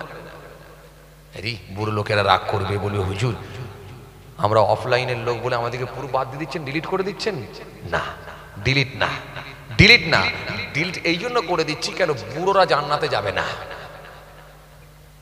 বুড়োরা জান্নাতে যাবে না, বুড়িরা জান্নাতে, আরে কথা বলে না, বুড়িরা জান্নাতে যাবে না। ওই জন্য ডিলিট মেরে দিলাম। যে লোকটা জান্নাতি জায়গা পাবে না তাকে জায়গা দেবো কেন? কি গো বাবাজি, রাগ করছেন? এই বুড়ো মানুষগুলো চাচাদের বলি, রাগ করছেন আপনারা? হ্যাঁ রাগ করে আর কি করবো, আল্লাহ বুড়ো করেছে, যা হয় হবে, মরতে তো হবে, যাই যাব না যাই না যাব। হ্যাঁ কপালে যেটা আছে সেটাই হবে। চাচা ভালো কথা বলেছে, যা আছে কপালে দেখা যাবে সকালে। হ্যাঁ আরে চাচা আমি আছি তো, এত ঘাবড়াচ্ছেন কেন? এখনো তো চেয়ারে আছি, এত ভেঙে পড়ছেন কেন? পাঠাবো তো ইনশাআল্লাহ, ঘাবড়াচ্ছেন কেন? বিশ্বনবীর কাছে একটা বুড়ি মা এলো, বুড়ি মা এসে কাঁদতে লাগলো, কাঁদতে কাঁদতে বললো, ইয়া রাসূলুল্লাহ হাবিবাল্লাহ হুজুর আপনি বলুন আমি কি জান্নাতে যাব? বুড়ি বলছে, কে বলছে? বুড়ি। হুজুর আপনি বলুন আমি কি জান্নাতে যাব? আল্লাহ নবী একটু মুচকি হেসে বললেন, বুড়ি মা জান্নাতে যাবার তোমার বড় শখ, আমি রাসূলুল্লাহ বলি বুড়িরা জান্নাতে যাবে না। ওই মহিলাটা ঘাবড়ে গেল, যা নবী যখন বলে দিয়েছেন এখানে আর কেউ জান্নাতে যাবার কোনো লাইন নাই। কেন? বিশ্বনবী যেটা বলবেন ওটাই হয়ে যাবে ফাইনাল, ওটাই হয়ে যাবে কনফার্ম। কথা ঠিক কিনা? কথা বলে না, কথা ঠিক কিনা? এই জন্য আমার আল্লাহ সুন্দর করে বললেন, সুন্দর করে আমার আল্লাহ জানিয়ে দিয়েছেন, মাতাকুম রাসূল ফাখুযুহু ওয়া মা নাহাকুম আনহু ফান্তাহু। আমার রাসূল তোমাদেরকে যা আদেশ করেন তোমরা স্বতঃস্ফূর্তভাবে গ্রহণ করো, নবী যেগুলো তোমাদের বারণ করেন তা থেকে তোমরা মুখটা ফিরিয়ে রাখো। আমার আল্লাহ সুন্দর করে বললেন, ইয়া আইয়ুহাল্লাযীনা আমানু ইসতাজিবু লিল্লাহি ওয়া রাসূলি ইযা দাআকুম, ইয়া আইয়ুহাল্লাযীনা আমানু লা তারফাউ আসওয়াতাকুম ফাওকা সাওতিন নবী। বিশ্ব নবী নিয়ে একাধিক আলোচনা করেছেন আমার নবী, সুতরাং নবী যেটা বলবেন ওটাই হলো ফাইনাল। রাসূলুল্লাহ বলে দিয়েছেন বুড়িরা জান্নাতে যাবে না। বুড়ি কাঁদতে শুরু করলো, হায় আমার কি হলো, হায় আমার কি সর্বনাশ হলো, হায় আমি কি করলাম, হায় আমি কি করলাম। আল্লাহ তুমি কেন আমাকে গাছ করে বানালে না? আল্লাহ তুমি কেন আমাকে পিপিলিকা করে বানালে না? আল্লাহ তুমি কেন আমাকে ছাগল করে বানালে না? আল্লাহ তুমি কেন আমাকে ভেড়া করে বানালে না? আল্লাহ তুমি কেন আমাকে মানুষ করে বানালে? তুমি কেন আমাকে বুড়ি করলে? আমার নবী বলেছে বুড়ি জান্নাতে যাবে না, তাহলে সব শেষ। আমি জান্নাতে যদি না যেতে পারি তাহলে আমার আর কি উপায় হবে? আমার আর কিচ্ছু উপায় নেই বলে ঝরঝর করে কাঁদছে। বুড়িমা এত কান্না কাঁদছে, কান্না তার বন্ধ হয় না। রাসূলুল্লাহর মুখ দিয়ে যদি বেরিয়ে যায় জান্নাতে যাবে না, তার কি অবস্থাটা হবে বুঝতে পারছেন? ওটাই তো কনফার্ম। সে তো জানে আমার আর জান্নাতে যাবার উপায় নেই, কেউ লাইন করতে পারবে না। নবী যদি বলে দেয় ফাইনাল, ওটাই শেষ। এত কান্না কাঁদছে, কান্নার বন্ধ নাই। আল্লাহ নবী সেই সময় দেখলেন বেশ বিপদে পড়লাম। বুড়ি তো এত কান্না কাঁদছে, কান্না বন্ধ করে না। আল্লাহ নবী সাহাবীকে বলেন, সাহাবী যাও যাও তাড়াতাড়ি যাও, ওই বুড়িকে একটু গিয়ে ডাকো, বুড়িকে ডাকো। বুড়িকে ডাকা হলো। সাহাবী গিয়ে বললেন, হে বুড়ি মা কাঁদবেন না, বিশ্বনবী আপনাকে ডাকছেন। বুড়িমা আমার টুকটুক করে রাসূলুল্লাহ দরবারে এলেন। ইয়া রাসূলুল্লাহ হাবিবাল্লাহ, হুজুর আপনি কেন আমাকে ডাকছেন? হুজুর আপনি তো বলেছেন বুড়িরা জান্নাতে যাবে না, সুতরাং আমার শুনে কি হবে হুজুর? আল্লাহ নবী একটু মুচকি এসে বললেন, বুড়িমা কেঁদো না মা, কেঁদো না মা, কেঁদো না মা। আমি রাসূলুল্লাহ বলেছি বুড়িরা জান্নাতে যাবে না। আমি কিন্তু তোমাকে বলি না যে তুমি জান্নাতে যাবে না, এটা কিন্তু আমি বলি না। আমি রাসূলুল্লাহ বলেছি বুড়িরা জান্নাতে যাবে না, সুতরাং যখন তুমি জান্নাতে যাবে তখন কিন্তু আর বুড়ি থাকবে না, যুবতী হয়ে জান্নাতে যাবে। আরো জোরে বলেন, আরো জোরে বলেন। বুড়িমার মুখে হাসি ফুটে গেল। বুড়িমা বুঝতে পেরে গেল যে আমি জান্নাতি, এটা শিওর। কেন? বিশ্বনবী বলেছেন যখন তুমি জান্নাতে যাবে তখন তুমি আর বুড়ি থাকবে না। তার মানে যখন তুমি জান্নাতে যাবে, তার মানে বুড়িমা বুঝতে পেরে গেল 100% আমি জান্নাতি। বুড়িমা এত খুশি হয়ে গেছেন, মুচকি হেসে বলি, ইয়া রাসূলুল্লাহ হাবিবাল্লাহ, হুজুর একটু শান্তি পেলাম, শান্তি পেলাম। ওই জন্য আপনাদের বললাম, বুড়ো চাচা রাগ করবেন না, মুরব্বী চাচা চিন্তা করছেন কেন? যখন ঢুকবে ইনশাআল্লাহ তখন তো বুড়োর কোনো সিন নাই, একদম তরুণ যুবক হয়ে ঢুকবে ইনশাআল্লাহ। এই জন্য আপনাদের বললাম যে বুড়োদের কোনো টেনশন, বুড়োরা জান্নাতে যাবে, বুড়িরা জান্নাতে যাবে না, এই জন্য বলছিলাম। কিন্তু তখন তো আর বুড়োই থাকবে না। তাহলে মন শান্তি তো চাচা? হ্যাঁ, কথা বলে না চাচা, মন শান্তি তো? আসেন এবারে তাকান, আমি যেখান থেকে ছেড়ে এলাম পয়েন্ট মনে রাখবেন।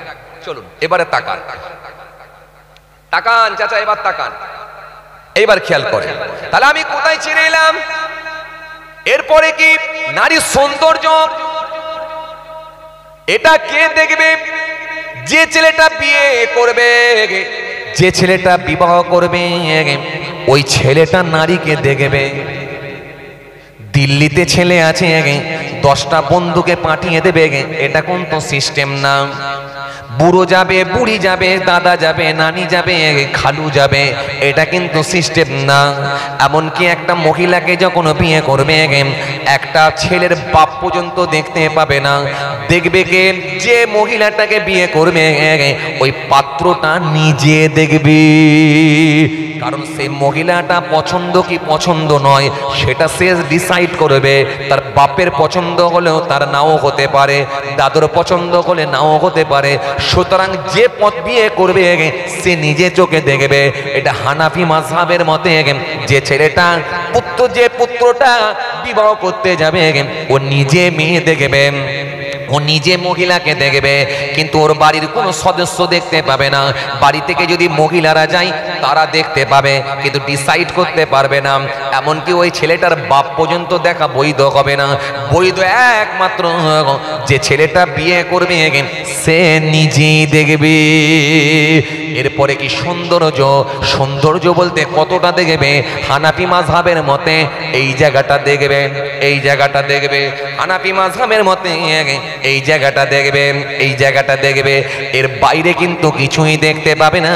তবে কিতাবের মধ্যে পাওয়া যায় ওই মেয়েটার যদি কোনো ইন্টারনাল অসুখ থাকে, ওই মেয়েটার যদি কোনো গোপনীয় রোগ থাকে, তাহলে পাত্রপক্ষকে বলে দেবে যে আমার মেয়ের মাঝে মাঝে খ্যাঁচ হয়, 3 মাস ছাড়া ছাড়া খ্যাঁচ হয়, আড়াই মাস ছাড়া ছাড়া মাঝে মাঝে খ্যাঁচের রোগী আছে, আমার মায়ের খ্যাঁচ হয়, মাঝে মাঝে মির্গির রোগ আছে, মির্গির অসুখ আছে, খ্যাঁচ শুরু হয়ে যায়, বা আমার মেয়ের 6টা আঙুল আছে, সমস্যা যদি কিছু মেয়েটার থাকে, ইন্টারনাল সমস্যা যদি কিছু থাকে, কিতাবের মধ্যে পাওয়া যায়, সেটা পাত্রপক্ষকে বলে দিতে হবে। কেন? ওটাকে যেন গোপন ভাবে না রাখে। কেন? 6 মাস পরে যখন বিয়ে হয়ে যাবে, তার ছেলের পক্ষ যখন জানতে পারবে, ওই ছেলেটা যখন জানবে এবং ছেলে পক্ষ ওর বাড়ির ফ্যামিলির মানুষরা যখন জানবে, তখন ওই মেয়ে পক্ষর সঙ্গে অশান্তি হবে, ওই স্বামী স্ত্রী ঝগড়া হতে পারে, সংসারে ফাটল ধরতে পারে। এই জন্য মেয়েটার যদি কোনো অসুবিধা থাকে, প্রথমেই শেয়ার করে দেবে, প্রথমেই পাত্রপক্ষকে বলে দেবে, বিয়ের পরে যেন না বলে। বুঝতে পারলেন? তাহলে সমস্যা থাকলে প্রথমেই বলে দিতে হবে, লুকিয়ে রাখলে হবে না, গোপন করলে হবে না। কারণ ওই বিয়েটাই যদি গোপন করে রাখা হয়, তাহলে পরে সমস্যা হতে পারে। এই জন্য তাহলে সৌন্দর্য 3 নম্বর, ওয়ালি জামালিহা। এরপর আল্লাহ নবী আর একটা কথা বললেন, ওয়ালি দীনিহা। আল্লাহ নবী আর একটা কথা বললেন, কি বললেন? ওয়ালি দীনিহা, এবং তার দিনদারি দেখে নাও, তার ধর্মভীরুতা দেখে নাও, সে নামাজ পড়ে নাকি জেনে নাও, রোজা রাখে নাকি জেনে নাও, মাথায় গায়ে কাপড় দেয় নাকি এটা জেনে নাও, সে একটু কোরআন শরীফ পড়ে নাকি জেনে নাও। যে মেয়েটাকে বিয়ে করবে, ওই মেয়েটা টিউশন যখন পড়তে যেত, পর্দা পশিদার মধ্যে যেত নাকি জেনে নাও, সে মাথায় গায়ে কাপড় দেয় নাকি জেনে নাও, সে যখন যাকে বিয়ে করবে তার মধ্যে কোরআন শরীফ আছে নাকি জেনে নাও। রাসূলুল্লাহ বলছেন, ফাসবারু বিজাতিদ দ্বীন, যদি তোমরা লাভবান হতে চাও, দিনদারি কি গুরুত্ব বাড়িয়ে দাও। আগের গুণ যদি নাও মেলাতে পারো, শেষেরটা যেন মিস করবে না। এই শেষেরটা যদি না মিলিয়ে নাও, তাহলে সমস্যা হবে। তারিবাত ইয়াদাক, তোমার হাত দুটো ধুলোয় ধূসারিত হোক, তুমি ধ্বংসপ্রাপ্ত হবে, তুমি বুঝতে পারবে না, ওই সংসারে কিন্তু শান্তি আসবে না।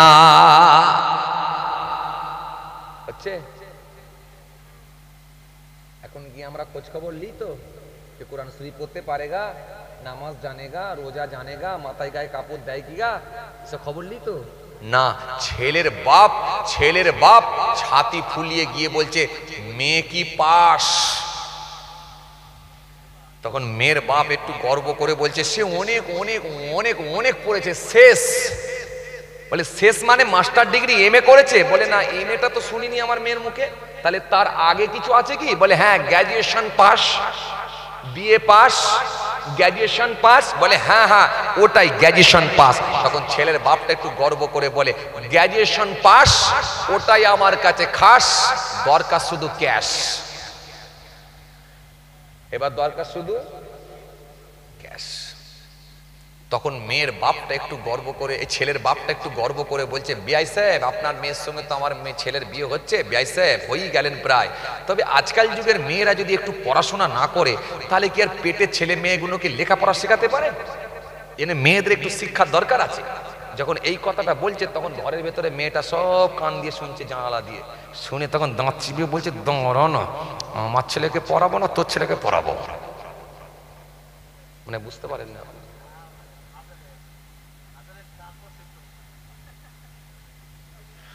দাঁতটা ভালো করে আওয়াজ দিয়ে বলছে, দাঁড়া না, আমার ছেলেকে পড়াবো, সে তো দেরি আছে, আগে আমি আমার শ্বশুরের ছেলেকে পড়াবো। মানে কাকে পড়াবে?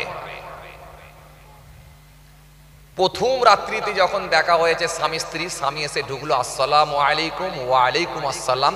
বিবি স্বামীর দিকে তাকিয়ে বলছে, হোয়াট ইজ ইউর নেম? যখন বলেছে হোয়াট ইজ ইউর নেম, তখন তোর মাথা চুলকে নিয়ে বলছে, ইংরেজি মারে কেন রে বাবা? হ্যাঁ, এই বউ ইংরেজি মানে কেন? তখন মনে মনে ভাবছে, এরম তো হওয়ার কথা নাই, আমি তো মাত্র 8 ক্লাস পড়েছি, 8। এই যদি ইংরেজি মারে এখন থেকে, তো এখন তো অনেক বাকি, যা হবে প্রথমে স্যালেন্ডার হয়ে যেতে হবে। তখন বলছে, দেখ বউ, আমি বিয়ে করেছি কিন্তু বেশি পড়াশোনা করিনি। ছোটবেলায় আব্বা দিল্লিতে পাঠিয়েছিল, দিল্লিতে গিয়ে ওখানে কারখানা করেছি, অনেক টাকা ইনকাম করেছি, 3 তলা বাড়ি করেছি, বাড়ির ওপরে একটা চিলেকুটার ওপরে 1000 লিটারের ট্যাঙ্ক বসিয়েছি, সাবমার্সেল কল করেছি, পুরো বাউন্ডারি দিয়ে ঘিরেছি, আর দরজা দিয়ে বেরোলি দেখবি 1 প্লটে 5 বিঘে জমি, সব আমার। তোকে বিয়ে করতে যাও বলে আবার একটা 4 চাকা গাড়িও কিনেছি, যে গাড়ি করে এলি না এসি ঠান্ডা হাওয়া খেতে খেতে, ওটা আমারই গাড়ি, ভাড়া করা নয়। যখন বলেছে না তখন ওর মাথা খারাপ। তখন মেয়েটা বলছে শোনো, সব ঠিক আছে, তোমার পয়সা আছে, কিন্তু মনে রাখো মেয়েটা জানছে ওকে জব্দ করার লাইন এই একটাই পেয়েছি, যদি এখন থেকে চাপিয়ে না রাখা হয় তাহলে ভবিষ্যতে অসুবিধা হবে। তখন মেয়েটা বলছে শোনো, সব ঠিক আছে, তোমার পয়সা আছে, সব ঠিক আছে, কিন্তু মনে রাখো শিক্ষা হলো জাতির মেরুদণ্ড, যার মধ্যে শিক্ষা নেই তার কোনো দাম নেই। খালি আব্বা দিয়ে দিয়েছে বলে আমার মতো শিক্ষিতা মেয়ে তোমাকে বিয়ে করেছে, তোমার কপালে হাত বুলোনো উচিত, তোমার মাথায় যা আছে আমার পায়ে তা আছে, দেখবে কি করতে পারি। বলে টানা হাতের একটা ইংরেজি লিখে দিয়ে বলছে এটা পড়তে পারছো? বলি পড়বো কি রে, 1 লাইন পড়া তো দূরের কথা, একটা অক্ষর পড়তে পারিনি। তখন বলছে শোনো, এটা একটা অ্যাপ্লিকেশন তৈরি করলাম, আজ থেকে কথা দাও আমি যা বলবো তুমি কি তাই করবে, আর যদি না করো, আপনাদের এখানে কোন থানা? হ্যাঁ, আমডাঙ্গা থানাতে গিয়ে একটা বধূ নির্যাতনের কেস ঠুকে দেবো। আর তোমার তো জানা আছে সুপ্রিম কোর্ট, হাইকোর্ট থেকে সুপ্রিম কোর্ট পর্যন্ত সব এখন মেয়েদের আইন, কথা ঠিক কিনা ভুল বলেন, সত্যি করে বলেন? হাইকোর্ট থেকে সুপ্রিম কোর্ট পর্যন্ত সব মেয়েদের আইন। আপনার বৌমা যদি নিজের হাতটা বেলেটে করে কেটে যদি মিথ্যা করে যে যদি আমডাঙ্গা থানায় যে বধূ নির্যাতনের কেস ঠুকে দেয় না, পুলিশ এসে আপনি যত বড়ই নামাজি হন আপনাকে ধরে নিয়ে যাবে না। এটা বলাটাও ঠিক হলো নি, মেয়েরা শুনছে নাকি জানিনি,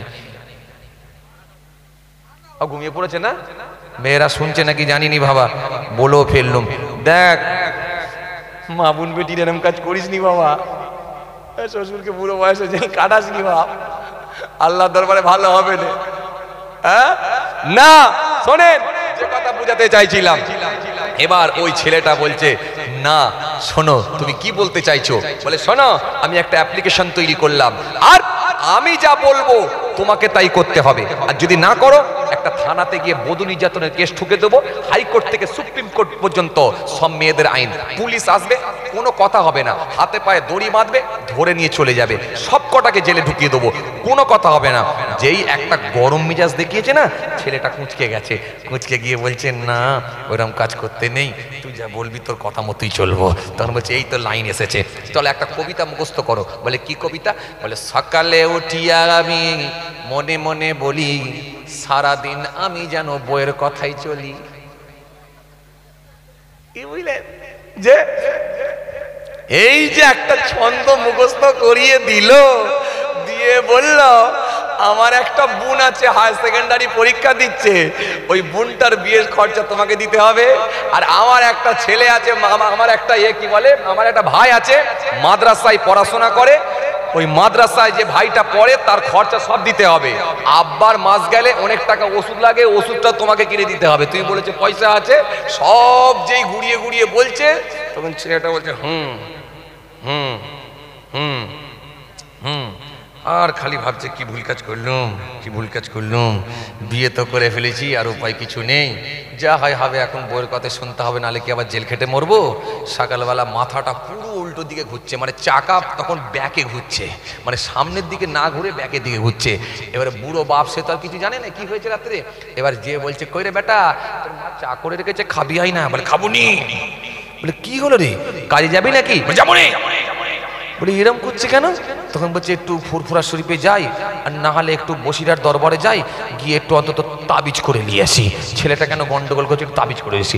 এ তাবিজের কাজ, তাবিজের কাজ নয়, তাবিজ তো রসুল্লাহ 1500 বছর আগে দিলেন, এই গুণগুলো মেলাবি, অন্তত শেষেরটা মিস করবি নি, এইটা অন্তত মেলাবি, ফাসপারু বিযাতিদ্দিন, এটা অন্তত মেলাবি, এটা যেন ভুল করবি নি, করলে তারই বাতিয়ে দেখা, তুই নিজেই কিন্তু ধুলাই, তুই নিজেই কিন্তু ধ্বংসপ্রাপ্ত হবি, তুই বুঝতে পারবি না।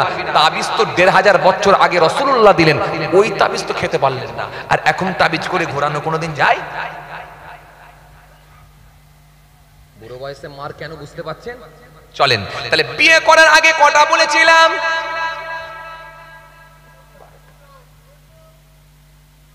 ছেলে হওয়ার আগে কটা বলেছিলাম?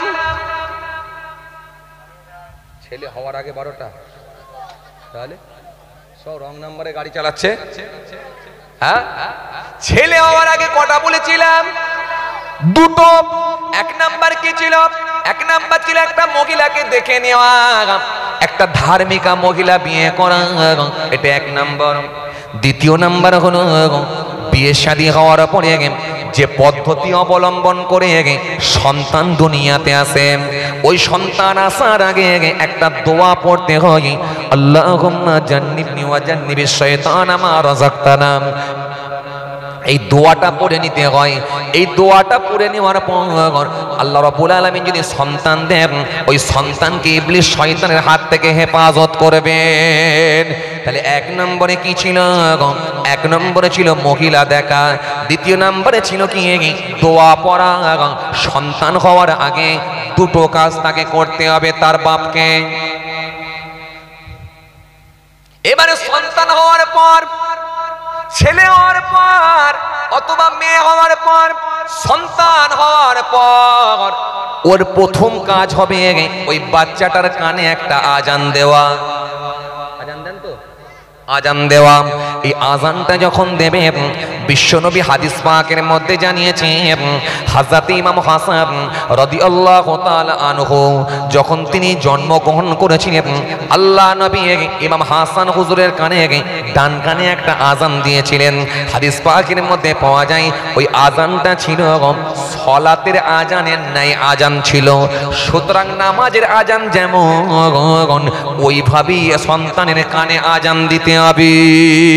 আল্লাহু আকবার, আল্লাহু আকবার, আল্লাহু আকবার, আল্লাহু আকবার। আশহাদু আল্লা ইলাহা ইল্লাল্লাহ, আশহাদু আল্লা ইলাহা ইল্লাল্লাহ, আশহাদু আন্না মুহাম্মাদুর রাসূলুল্লাহ, আশহাদু আন্না মুহাম্মাদুর রাসূলুল্লাহ। হাইয়া আলাস সালাহ, হাইয়া আলাস সালাহ, হাইয়া আলাল ফালাহ, হাইয়া আলাল ফালাহ। আল্লাহু আকবার, আল্লাহু আকবার, লা ইলাহা ইল্লাল্লাহ। জোরে হবে না? আরো জোরে হবে না? এই যে আজানটা দিয়ে দিলেন, ও তরুণেরা, ও নওজোয়ানেরা, এ যুবকেরা, সুরেকিদিন, আপনি যদি এই আজানটাকে নিয়ে একটু গবেষণা করেন, এই আজানটাকে নিয়ে যদি একটু ভাবেন, এই আজানটাকে নিয়ে যদি একটু গণনা করেন, এটা নিয়ে আপনি যদি হতভম্ব হয়ে যাবেন। কি সুন্দর তার সামঞ্জস্যতা, কি সুন্দর তার মিল, কি সুন্দর তার ছন্দ, কি সুন্দর তার ছন্দ, কি সুন্দর তার টোন। এই আজানটাকে নিয়ে যদি একটু আপনি ভাবেন, অবাক হয়ে যাবেন। এই আল্লাহু আকবার বলে যখন আজান দিতে লেগেছেন, ও তরুণিয়া শুনে রেখে দিয়ে প্রথমে মানেটা কি হলো? আল্লাহু আকবার, আল্লাহ সব থেকে বড়, আল্লাহ সব থেকে বড়, আল্লাহ সবসে বড় হ্যাঁ, আল্লাহর থেকে বড় কেউ নাই, আল্লাহ সব থেকে বড়, আল্লাহ সব থেকে বড়। আল্লাহু আকবার, আল্লাহু আকবার, আল্লাহ সব থেকে বড়, আল্লাহ সব থেকে বড়। শেষে যখন আপনি দিলেন লা ইলাহা ইল্লাল্লাহ, লা মানে কি? নেই, কি নেই। ইলাহা কোনো মাবুদ, কোনো স্রষ্টা, কোনো সৃষ্টিকর্তা। Negative, negative, negative, negative. Positive কি? ইল্লাল্লাহ, কেবলমাত্র আল্লাহ ছাড়া, আল্লাহ ছাড়া কোনো মাবুদ নাই, আল্লাহ ছাড়া কোনো স্রষ্টা নাই, আল্লাহ ছাড়া কোনো সৃষ্টিকর্তা নাই, আল্লাহ ছাড়া কোনো মাবুদ নাই। এই আযানটা যখন আপনি দিয়ে দিলেন, তাহলে প্রথমে কি বললেন? আল্লাহু আকবার, আল্লাহ সব থেকে বড়।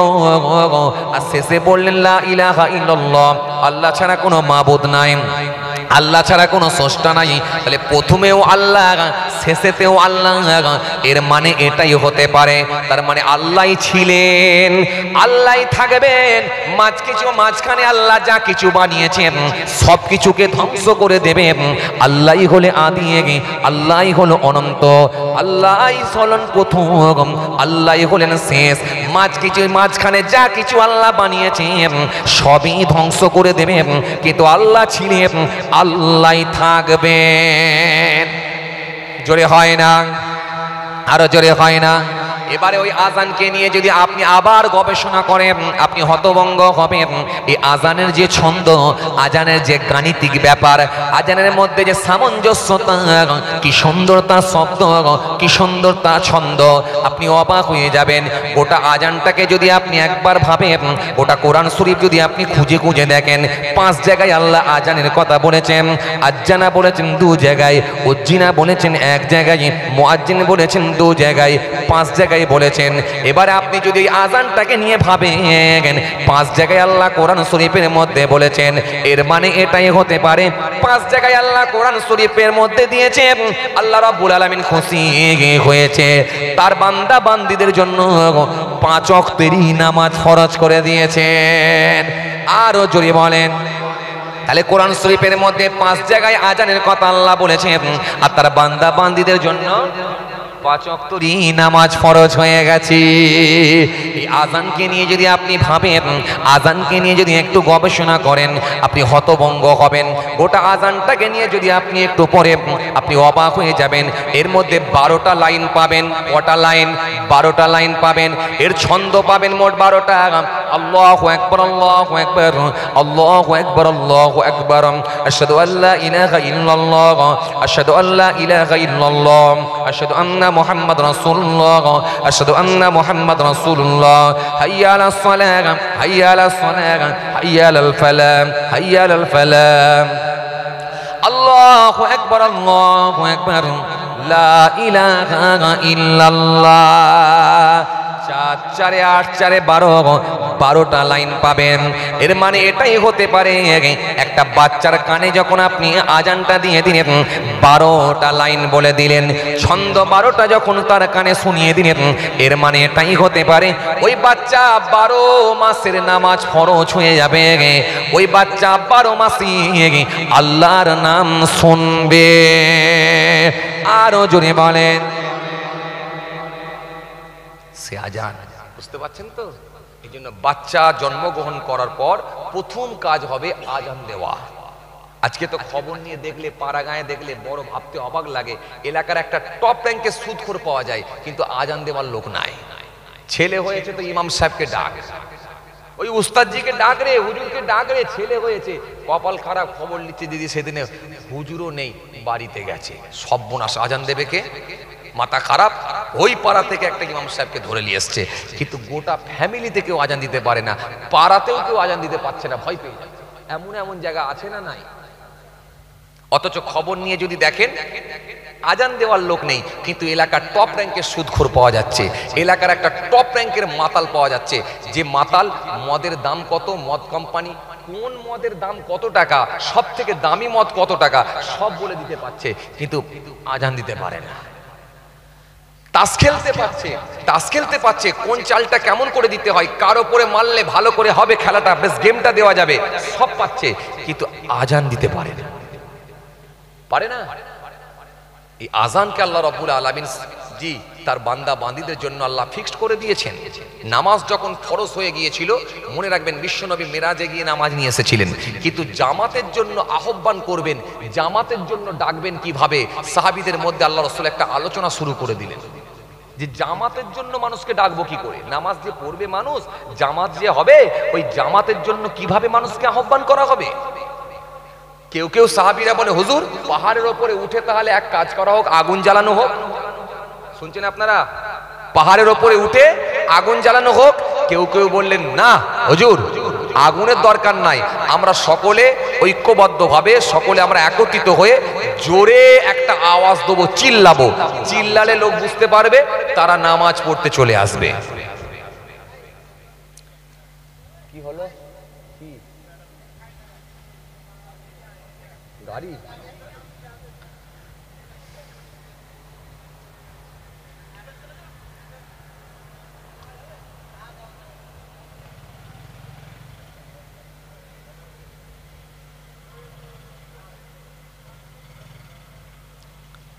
হ্যাঁ, একটু সাইড করে আপনারা একটু সরে যান, একটু মোটরসাইকেলটা যাবার মতো পজিশন করে দেন, একটু যাবার মতো পজিশন করে দেন।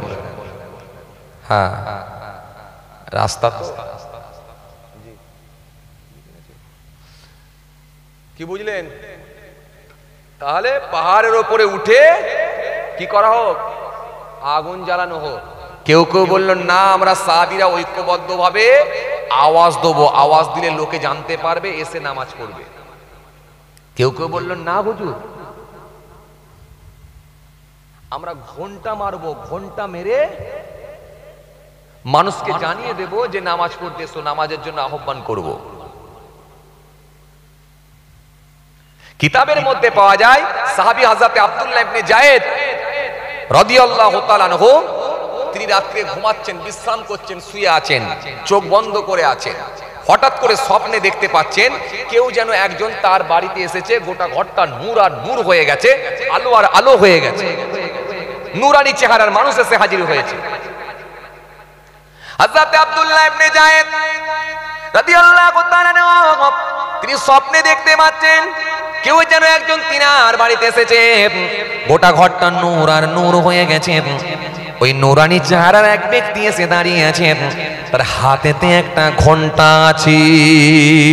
হযরত আব্দুল্লাহ ইবনে যায়েদ বলে, আমি আর সহ্য করতে পারলাম না, আমি সেই সময় বলেছিলাম ও আল্লাহর খাস বান্দা, কে আপনাকে আমি জানি না, তবে আপনার হাতেতে যে ঘন্টাটা আছে ওই ঘন্টাটা আমাদেরকে বিক্রি করুন, ঘন্টাটা আমাকে বিক্রি করুন, যাতে করে এই ঘন্টাটা নিয়ে আমাদের উপকারে আসবে।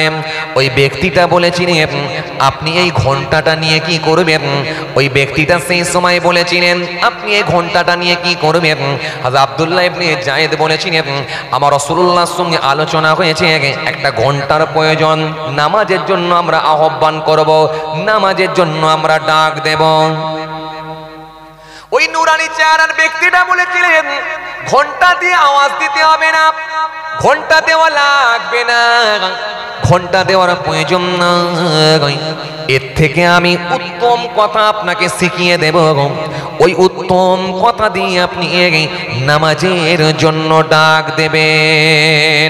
হযরত আব্দুল্লাহ ইবনে যায়েদ বলে সেই সময় তিনি আজান শুরু করে দিয়েছিলেন, আল্লাহু আকবার, আল্লাহু আকবার, আল্লাহু আকবার, আল্লাহু আকবার, আশহাদু আল্লা ইলাহা ইল্লাল্লাহ, আশহাদু আল্লা ইলাহা ইল্লাল্লাহ, আশহাদু আন্না মুহাম্মাদুর রাসূলুল্লাহ, আশহাদু আন্না মুহাম্মাদুর রাসূলুল্লাহ। এইভাবে নামাজের আজানটা দিতে শুরু করলেন। শেষে বললেন কি লা ইলাহা ইল্লাল্লাহ। এই আজানটা যখন আমি শুনলাম আমি আর থাকতে পারলাম না। আর আব্দুল্লাহ ইবনে যায়েদ বলে ওই ব্যক্তিটা কোথায় চলে গেল, ঘন্টাও চলে গেল, আমি আর থাকতে না পেরে ভোরের সময় উঠে রাসূলুল্লাহ দরবারে গেলাম, ইয়া রাসূলুল্লাহ হাবিবাল্লাহ হুজুর, আজকে আমি স্বপ্নে দেখেছি কেউ যেন আমাকে এই ছন্দগুলো মুখস্থ করিয়ে দিয়ে গেল, আল্লাহু আকবার, আল্লাহু আকবার, আল্লাহু আকবার, আল্লাহু আকবার, এইভাবে কেউ যেন একটা আজান দিয়ে গেল। আল্লাহ নবী সেই সময়তে বলেছিলেন মুবারক মুবারক মুবারক মুবারক, আলহামদুলিল্লাহ আলহামদুলিল্লাহ আলহামদুলিল্লাহ, সমস্ত প্রশংসা সে আল্লাহ তাআলারই জন্য।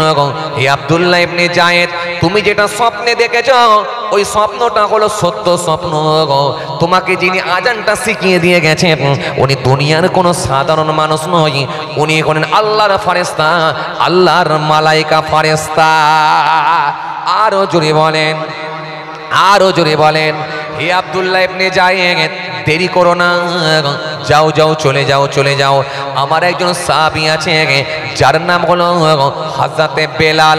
হযরতে বেলালের কণ্ঠস্বরটা খুব মধুর ছিল, এটা আপনাদের জানা আছে। হযরতে বেলাল যখন আজান দিতেন সেই আজানটা আল্লাহ আরশে গিয়ে পৌঁছে যেত। আল্লাহর নবী বললেন হে আব্দুল্লাহ ইবনে যায়েদ, বেলালকে গিয়ে বলো যাতে করে বেলাল একটু ভোরের আজানটা দেয়, ফজরের আজানটা দেয়। হযরত বেলালকে যখন শিখিয়ে দেয়া হলো, সংক্ষেপে বলি, হযরতে বেলাল আজান দিতে লাগলেন, ফজরের নামাজের আজান দিতে লাগলেন। এমত অবস্থায় দেখা যায় ওই আজানের আওয়াজটা পেয়ে হযরতে ওমর ফারুক রাদিয়াল্লাহু তাআলা আনহু তার কানেতে গিয়ে যখন পৌঁছালাম, হযরত ওমর ফারুক আর থাকতে না পেরে চাদরটা টানতে টানতে টানতে টানতে রাসূলুল্লাহ দরবারে গিয়ে হাজির হলেন।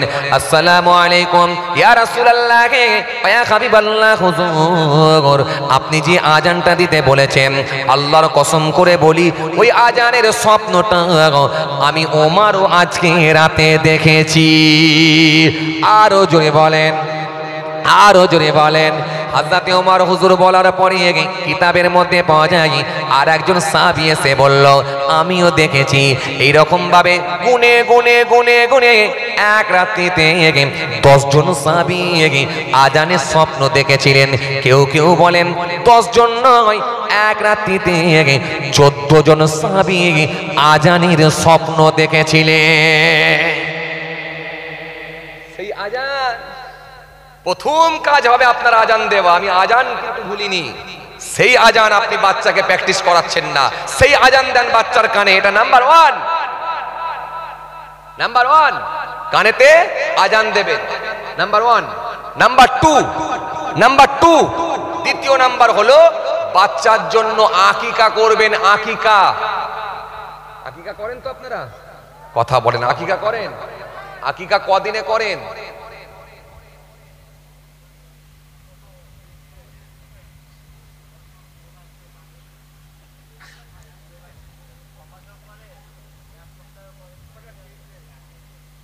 আকিকা কদিনে করেন? আকিকা করতে গেলে কটা মোষ জবা করেন? একটা মোষ জবা করেন।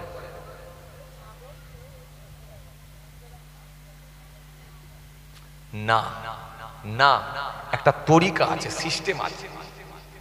আকিকা কাকে বলে জানেন? তাহলে নাম্বার ওয়ান ছিল কি? আজান দেওয়া। তার আগে কি ছিল? বিবাহের জন্য মহিলা দেখা, তারপরে কি? দোয়া পড়া। আগে দুটো মিটে গেছে। পরে বাচ্চা হওয়ার পর নাম্বার ওয়ান কি? আজান দেওয়া, কানেতে আজান দেওয়া। আজান দেওয়ার পরে কি করবেন? আকিকা করবেন। আকিকা কদিনে করবেন? 7 দিনে করবেন। 7 দিন, 7 দিনে আকিকা করবেন। এবারে যদি কেউ 7 দিনে না পারে কদিনে করবে? 14 দিনে। 14 দিনে যদি না পারে কদিনে করবে? 21 দিনে। 21 দিনে যদি না পারে কবে করবে? তো নাম তার হিসাব দিচ্ছিস দেখছি। হ্যাঁ, জীবনে যখন খুশি আকিকা করুন, সমস্যা নাই, তবে একটা হিসাব রাখবেন। হিসাবটা কি জানেন? মনে করুন কোন বাচ্চা শুক্রবারে জন্মগ্রহণ করলো। এখন শুক্রবারে যদি জন্মগ্রহণ করে, পরের শুক্রবার মানে কদিন?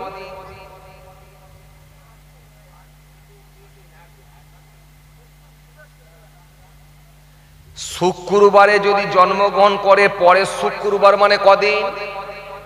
জোরে বলেন। 8 দিন। জীবনে যখন আপনার ছেলের আকিকা করবেন, বারটা হিসাব রাখবেন। যদি শুক্রবারে জন্মগ্রহণ করে, আপনি বৃহস্পতিবারে আকিকা করুন। কেতাবের মধ্যে এসেছে, এটা মানুষের সুবিধার্থে, এটাও একটা মাসলায় আছে। আপনি জীবনে যখন খুশি আকিকা করুন, কিন্তু হিসাবটা 7 দিনের রাখুন। মনে থাকবে তো? কথা বলে না, মনে থাকবে? আকিকা মানে কি? আকিকা মানে হচ্ছে বাচ্চার মাথার চুল মুন্টন করে, যে চুলগুলোকে ওজন করে ওই পরিমাণ রূপা ওজন করে ওই রূপা দান করে দেয়া, বা ওই সমপরিমাণ অর্থ দান করে দেওয়া। আর ওই চুল মন্টন করে, চুল মুড়িয়ে দিয়ে যে পশুকে জবাহ করা হয়, তার নাম হলো আকিকা। তাহলে বাচ্চা যখন জন্মগ্রহণ করবে, ফার্স্ট কাজ 7 দিনের মধ্যে আকিকা করবেন। মাথার চুলগুলোকে মুড়িয়ে দেবেন, মাথার চুলগুলোকে মন্টন করবেন, করে স্বর্ণ দোকানে গিয়ে কি করবেন? পাল্লায় চাপাবেন মাথার চুল, অপর পাল্লায় চাপাবেন কি? রূপা, বা ওই সমপরিমাণ অর্থ সাদকা করে দেবেন, দান করে দেবেন। এটা হবে আপনার কাজ, আকিকা। এবার আসুন, পশু জবাহ করবেন কটা জানেন আপনারা? জানেন? শোনেন, ভালো করে শোনেন। এবার আসুন, পশু জবাহ করবেন কটা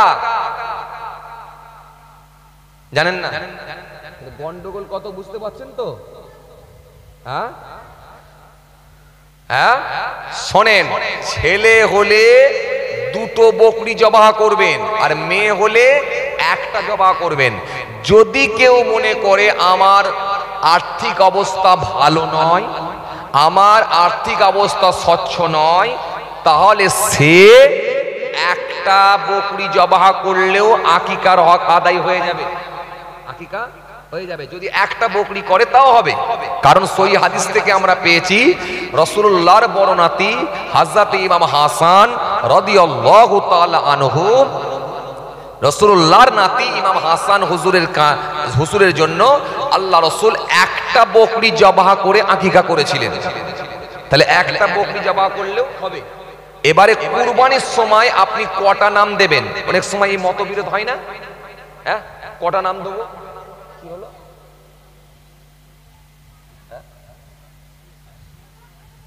ও যাক, থাক তাহলে এই পর্যন্ত থাক, হ্যাঁ থাক, এই পর্যন্তই থাক, কারণ আবার টাকা পয়সা তোলার ব্যাপার আছে তো, কথা বুঝতে পারছেন।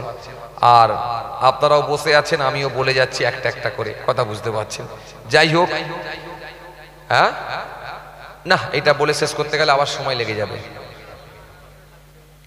থাক থাক, এই পর্যন্ত থাক, আল্লাহ নিয়ে এলে আবার আলোচনা হবে। আল্লাহ, অনেক টাইম হয়ে গেছে গো, হ্যাঁ অনেক টাইম হয়ে গেছে বাবাজি আমার ভাইরা। যাই হোক বাবাজি আমার ভাইরা, কি বলছেন? হ্যাঁ হ্যাঁ, কথা বুঝতে পেরেছি। জি দেখছেন তো আপনার কাজ কামের লোক কি বলছে বুঝতে পারছেন? ওদের জ্বালাতেই তো আমাকে বলতে হচ্ছে, না হলে তো আমি কখন ছেড়ে দিতাম। হ্যাঁ হ্যাঁ, আবার পয়সা তুলতে হবে, যে যন্ত্রণা তো এখানে। পয়সা যদি তুলার ব্যাপার না থাকতো, না হলে আরো 15-20 মিনিট দিয়ে আরো 2-1 পয়েন্ট চালিয়ে দেওয়া যেত। যাক বাবাজি, এই পর্যন্ত থাক। তাহলে আকিকার পরে আর একটা কাজ আছে, সেটা কি বলেন তো? নাম রাখা। নাম কি রাখবেন? উত্তম নাম। তুদআউনা ইয়াউমাল কিয়ামাতি বিআসমাইকুম ওয়া আসমাই আবাইকুম ফাআসিনু আসমাকুম।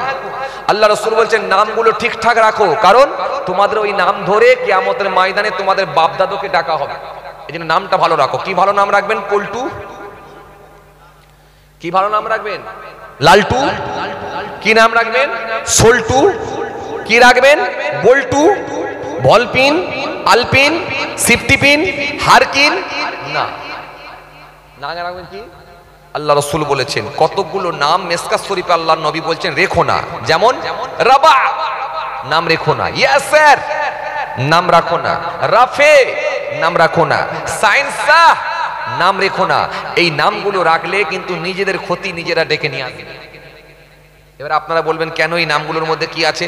সে আবার বলতে গেলে অনেক ফিস্তি। যাক থাক, এ পর্যন্তই থাক, কথা বুঝে আসছে। তাহলে আকিকাটার পরে নাম রাখতে হয়, এরপরে তাহানিক করতে হয়। তাহানিক, তাহানিক আপনারা বোঝেন? তাহানিক বোঝেন? হ্যাঁ অথবা না, দুটোর মধ্যে একটা কিছু বলেন। তাহানিক বোঝেন? তাহলে মার খায় এমনি। এগুলো সব বাপের কাজ, সব খুঁজে খুঁজে করতে হবে একটা একটা করে। যাক আজকে এই পর্যন্তই থাক, কথা বুঝতে পারছেন? আপনারা রাগ করছেন নাকি আমার উপরে? এই জোরে বলেন, রাগ করছেন? শিখিয়ে দিচ্ছি বলে রাগ করছেন আপনারা? যা রাগ করেননি হাত তুলুন তো। বাবা, একটা লোক বলে হাত তুলেছে, আমি রাগ করিনি। না, এবারে সবাই হাত তুলবে, তাই না? যাক, একবার তাকবীর দেন, নারে তাকবীর। আরো জোরে দেন, নারে তাকবীর। আরো আওয়াজ দেন, নারে তাকবীর। আলহামদুলিল্লাহ, আলহামদুলিল্লাহ। যাই হোক বাবাজি আমার ভাইয়েরা, তাহলে কুরবানির সময় আকিকা কেমন করে করতে হবে ওই মাসলাটা বলা হলো নি, রয়ে গেল।